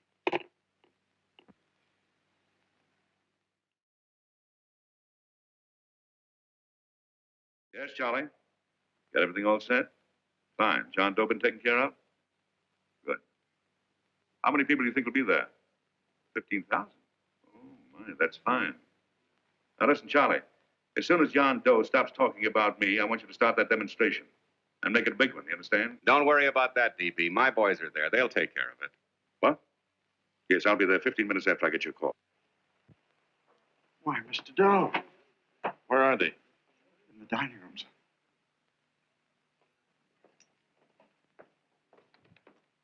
Well, gentlemen, I think we're about ready to throw that great big bombshell. Yeah, well, it's about time. Even a conservative estimate shows that we can count on anywhere between 10 and 20 million John Doe votes. Add to that the labor vote that Mr. Bennett will throw in, and the votes controlled by Mr. Hammett and the rest of you gentlemen in your own territories, and nothing can stop us. As I said before, I'm with you, providing you can guarantee the John Doe vote. Don't worry about that. You can count on me on one condition. Little Bennett's got to be taken care of. Didn't I tell you that everybody in this room would be taken care of? My agreement with you gentlemen stands.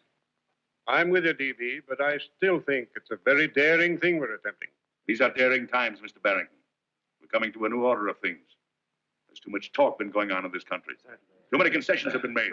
What the American people need is an iron hand. You're right. That's true. You're quite right, D.B.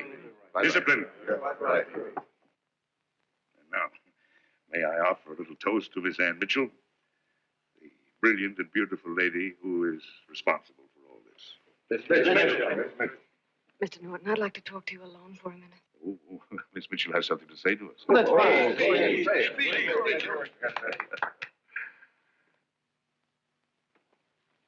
Hello.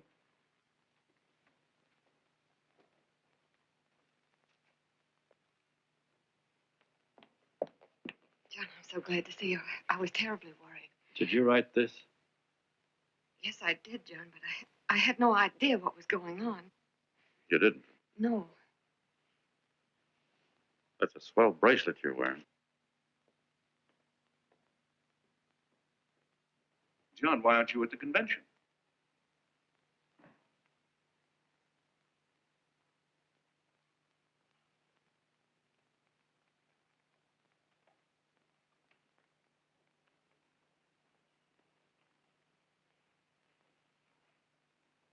Is there anything wrong?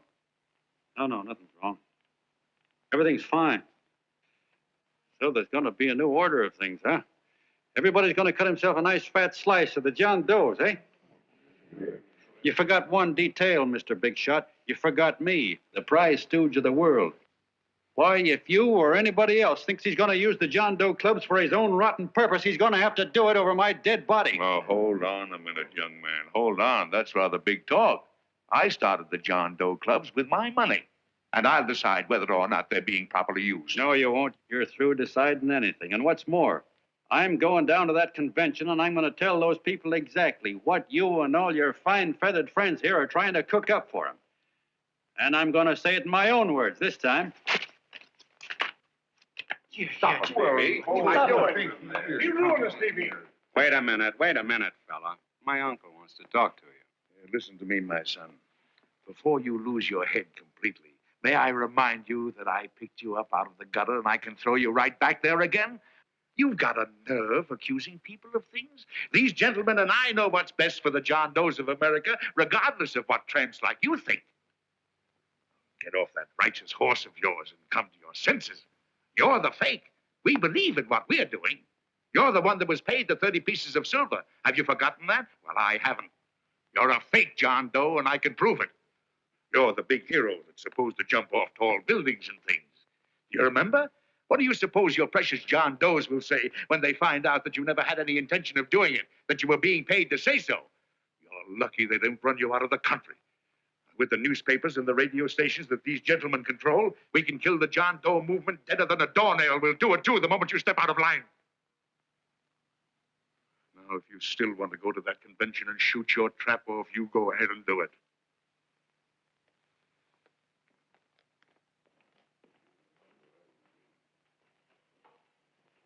You mean to tell me you'd try to kill the John Doe movement if you can't use it to get what you want?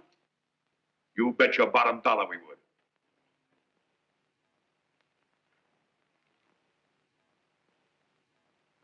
Well, that certainly is a new low.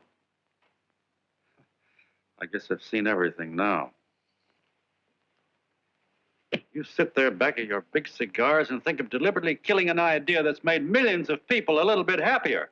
An idea that's brought thousands of them here from all over the country, by bus and by freight and jalopies and on foot, so they could pass on to each other their own simple little experiences. Why, look, I'm just a mug and I know it, but I'm beginning to understand a lot of things.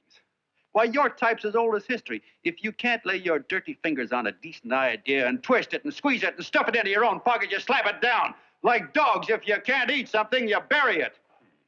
Why, this is the one worthwhile thing that's come along. People are finally finding out that the guy next door isn't a bad egg. That's simple, isn't it? And yet a thing like that's got a chance of spreading till it touches every last doggone human being in the world, and you talk about killing it. Why, when this fire dies down, what's going to be left?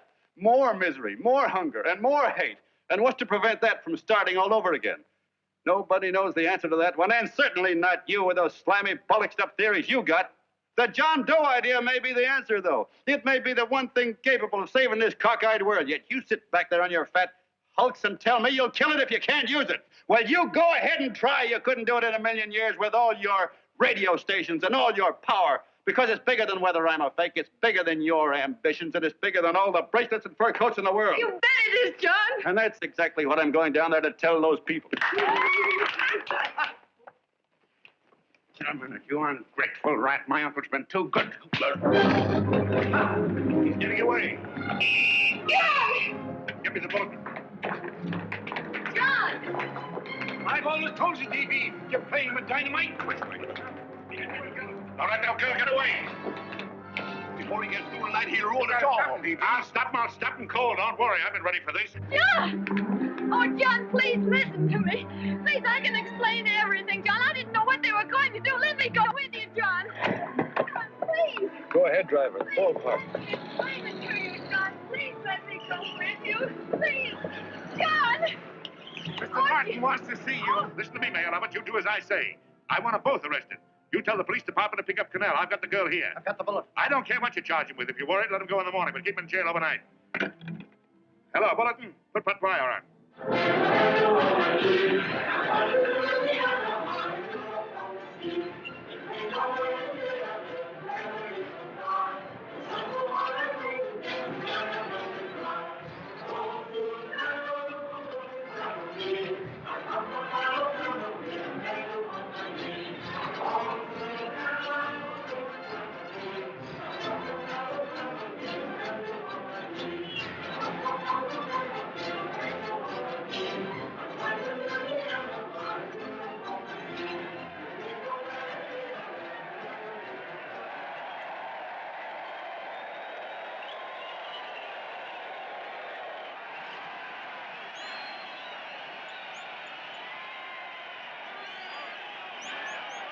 Three cheers for John Doe!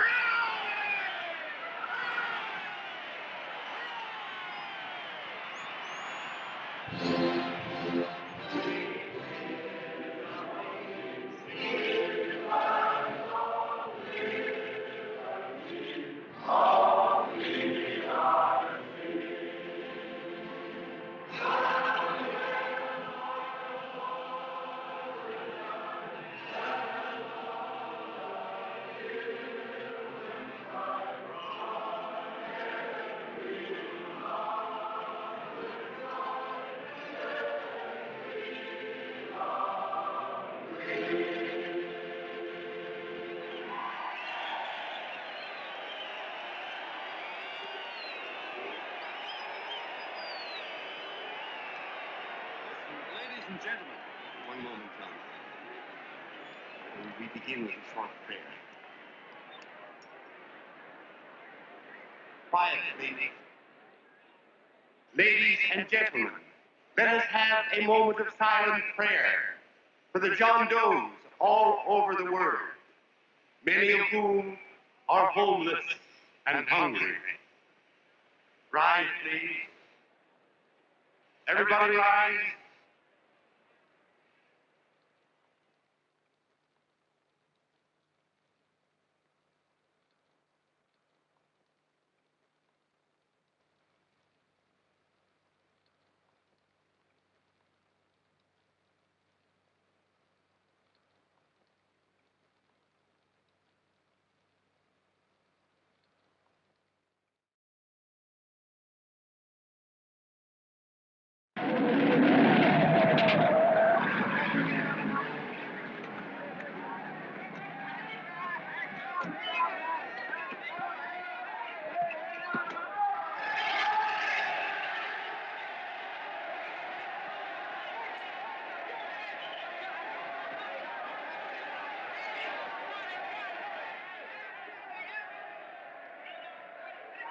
Newsboys.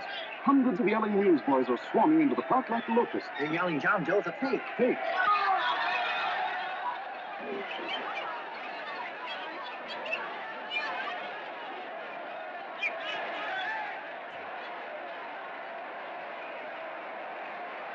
Investigation urged by Chamber of Commerce. How could he be a fake? It must be some kind of a gag. A what? A gag. A gag.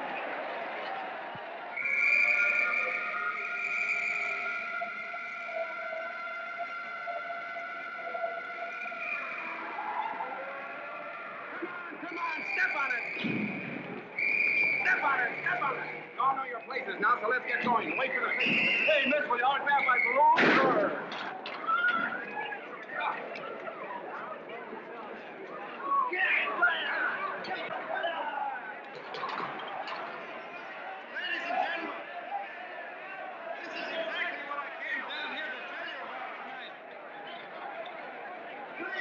You all just be quiet for a few minutes. I can explain this whole thing to you.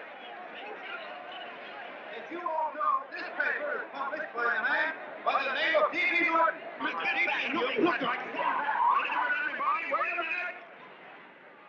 Wait a minute, ladies and gentlemen.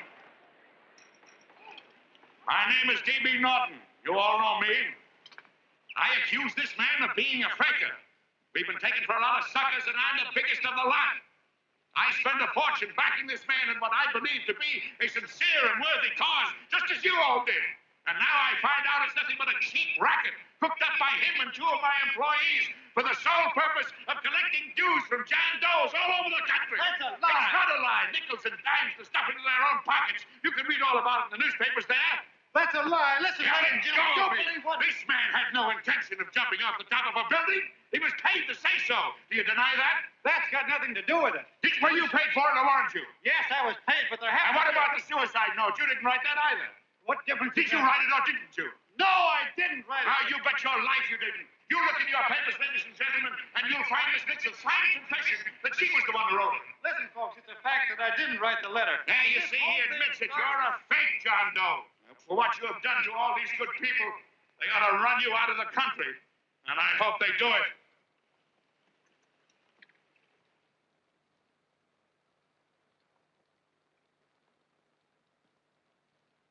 Speak up, John. We believe you. Please, listen, folks. Now that he's through shooting over his face, I've got a couple of things to tell you about. Come on, the rest of you get in here and riot. Break this crowd up. Come on. I'm sorry, folks, but we can't hear him anymore. Something's gone wrong with the loudspeakers. Those are fake. Boo! They can't hear me. Boo! This thing's not working. Ladies and gentlemen.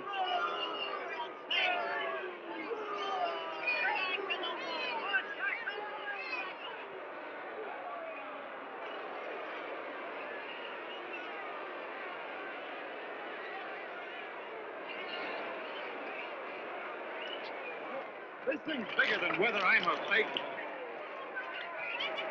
Look, Crick, you believe me, don't you? Sure. I believe you. Walking my legs off, digging up 5,000 signatures for a phony. Well, there you are, Mr. Doe. 5,000 names asking you not to jump off any roof. It makes no difference, Bert. The idea's still good. We don't have to give up our club. Yeah, well, you can have it. They're starting to throw things. Somebody's going to get hurt. I'm afraid it'll be John Doe. Listen to that mob. I'm gonna go to him. All right, lady. Can't let you out. Let me go. I want to go to him. Oh, please. Please let me go. They're crucifying him. I can help them. Sorry, sister, we got orders to hold. Orders from who? Can't you see it's a framer? And oh, mother, they won't let me go.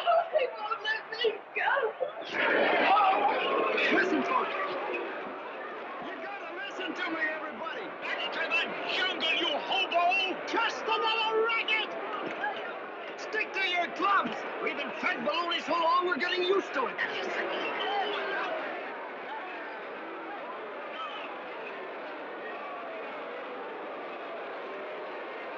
The idea is still good. Believe me, folks. Listen, John Doe, you're the hope of the world.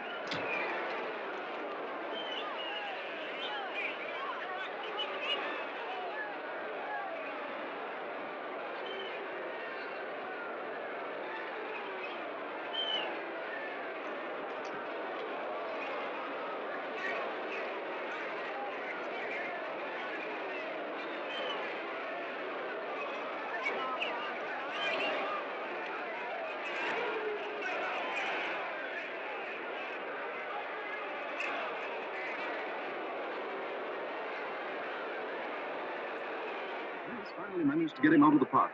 But if that boy isn't hurt, it'll be a miracle. Ladies and gentlemen, this certainly looks like the end of the John Doe movement.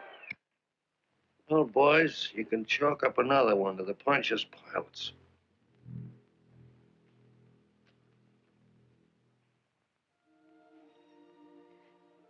I should have been there. I could have helped him. He was so all alone. Thought I was going to be mighty ashamed of ourselves after tonight. We certainly didn't give that man much of a chance.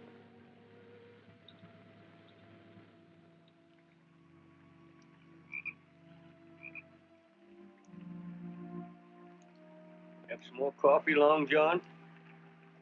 No thanks, Carl.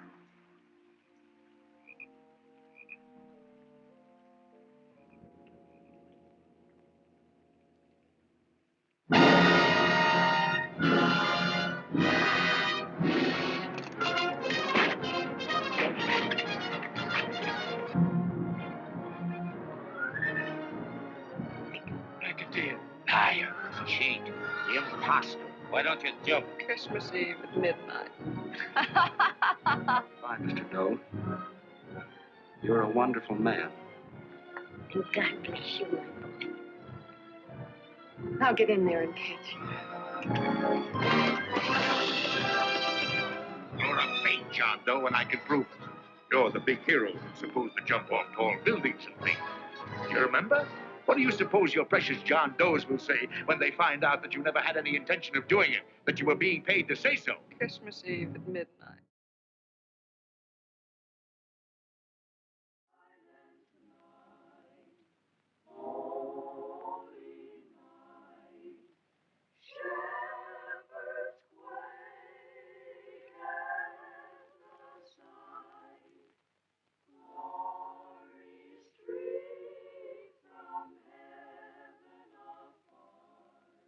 Merry Christmas, son. Merry Christmas.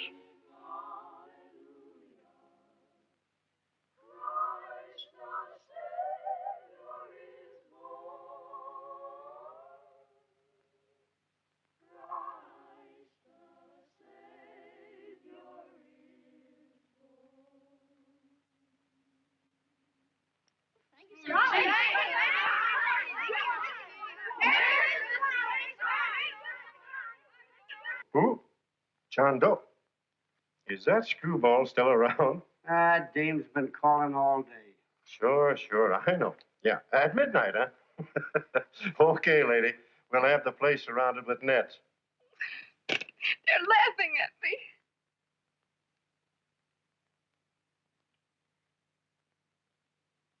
You're a sick girl, Anne. You better take it easy. Whom are you calling now? You called that number not 10 minutes ago. Hello, Mr. Canal. Have you seen him yet? Now listen, Ann, he can't possibly get in without our seeing him. I'm watching the side door and the colonel's out front, so stop worrying. Oh. Thank you.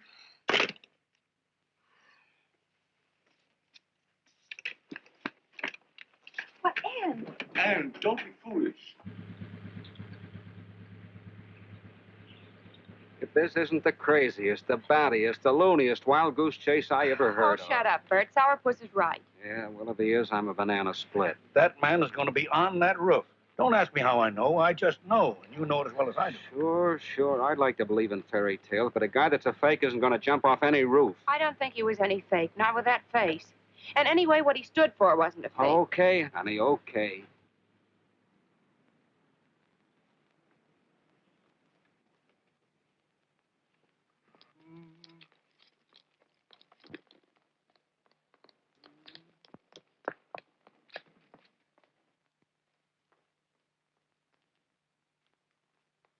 Elevators ain't running. You shouldn't have got out of bed, miss.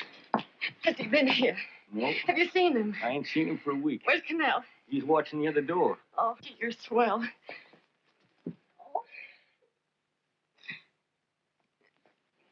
No sense in going up there. I've been here for hours. He ain't here. Let me go, will you? Now that's crazy. It's 14 floors.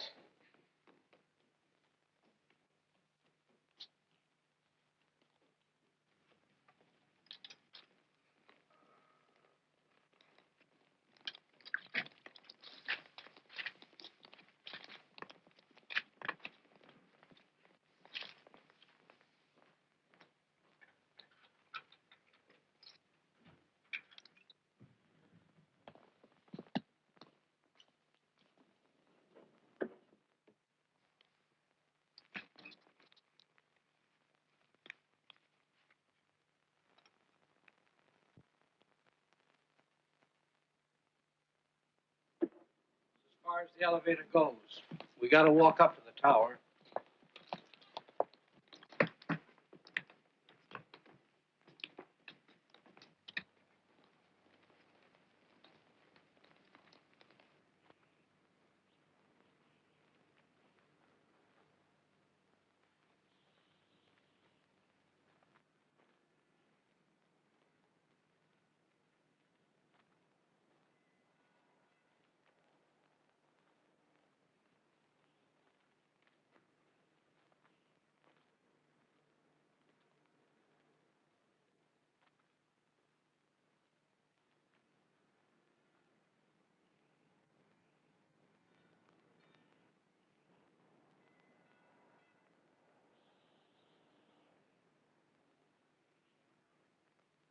That tramp was probably full of Christmas cheer and asleep in some flop house.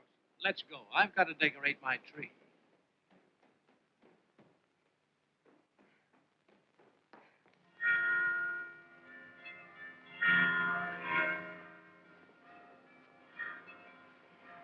Well, I give up. I don't know what gave us the idea that we'd attempt anything like this. I guess you're right. I'm afraid the joke's on us. Let's go. I hope nobody finds out we've been here.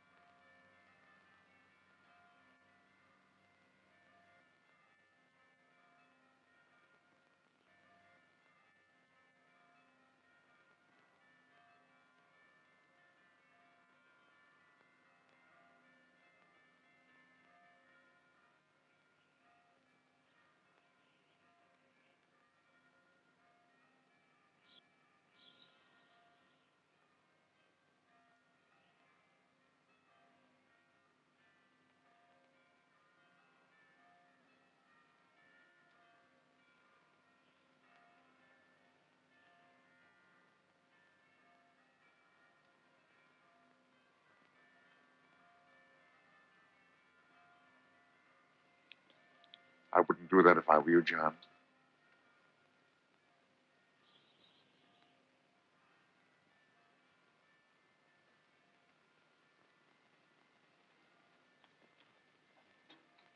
It'll do you no good.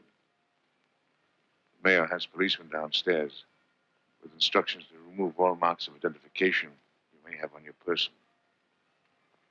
You'll be buried in Potter's Field, and you will have accomplished nothing.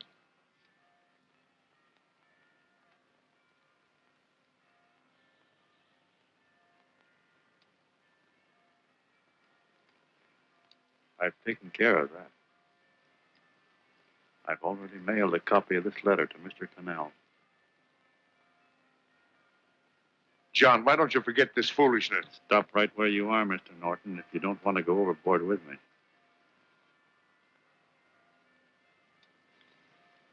I'm glad you gentlemen are here. You killed the John Doe movement, all right. But you're going to see it born all over again.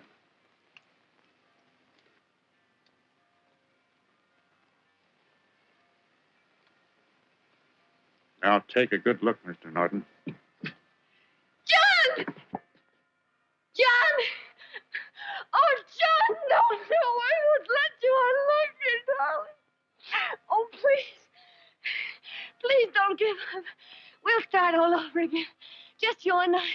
It isn't too late. The John Doe movement isn't dead yet. You see, John, it isn't dead or they wouldn't be here. It's alive in them. They kept it alive by being afraid of. That's why they came up here. Oh, darling. Sure, it should have been killed. It was dishonest.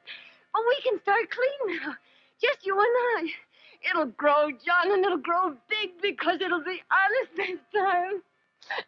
Oh, John, if it's worth dying for, it's worth living for. Oh, please, John. Oh. Oh, please, please, God, help me. John, look at me. You want to be honest, don't you? Well, you don't have to die to keep the John Doe idea alive. Someone already died for that once. The first John Doe.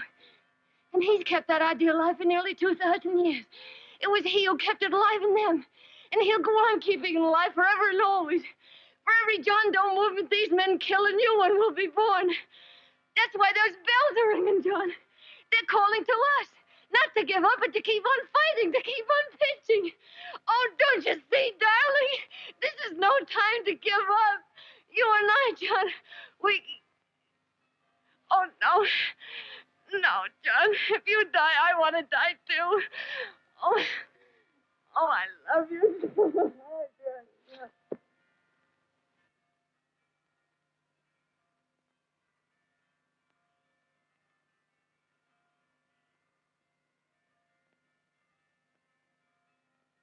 Mr. Doe, you don't have to. We're with you, Mr. Doe. We just lost our heads and acted like a mob. What Bert's trying to say is that we need you, Mr. Doe. There were a lot of us that didn't believe what that man said. We were going to start up our John Doe Club again, whether we saw you or not. Weren't we, Bert? And there were a lot of others that were going to do the same thing. Well, Mr. Sourpuss even got a letter from his cousin in Toledo. I got it right here, Mr. Doe. Only it'd be a lot easier with you. Please. Please come with us, Mr.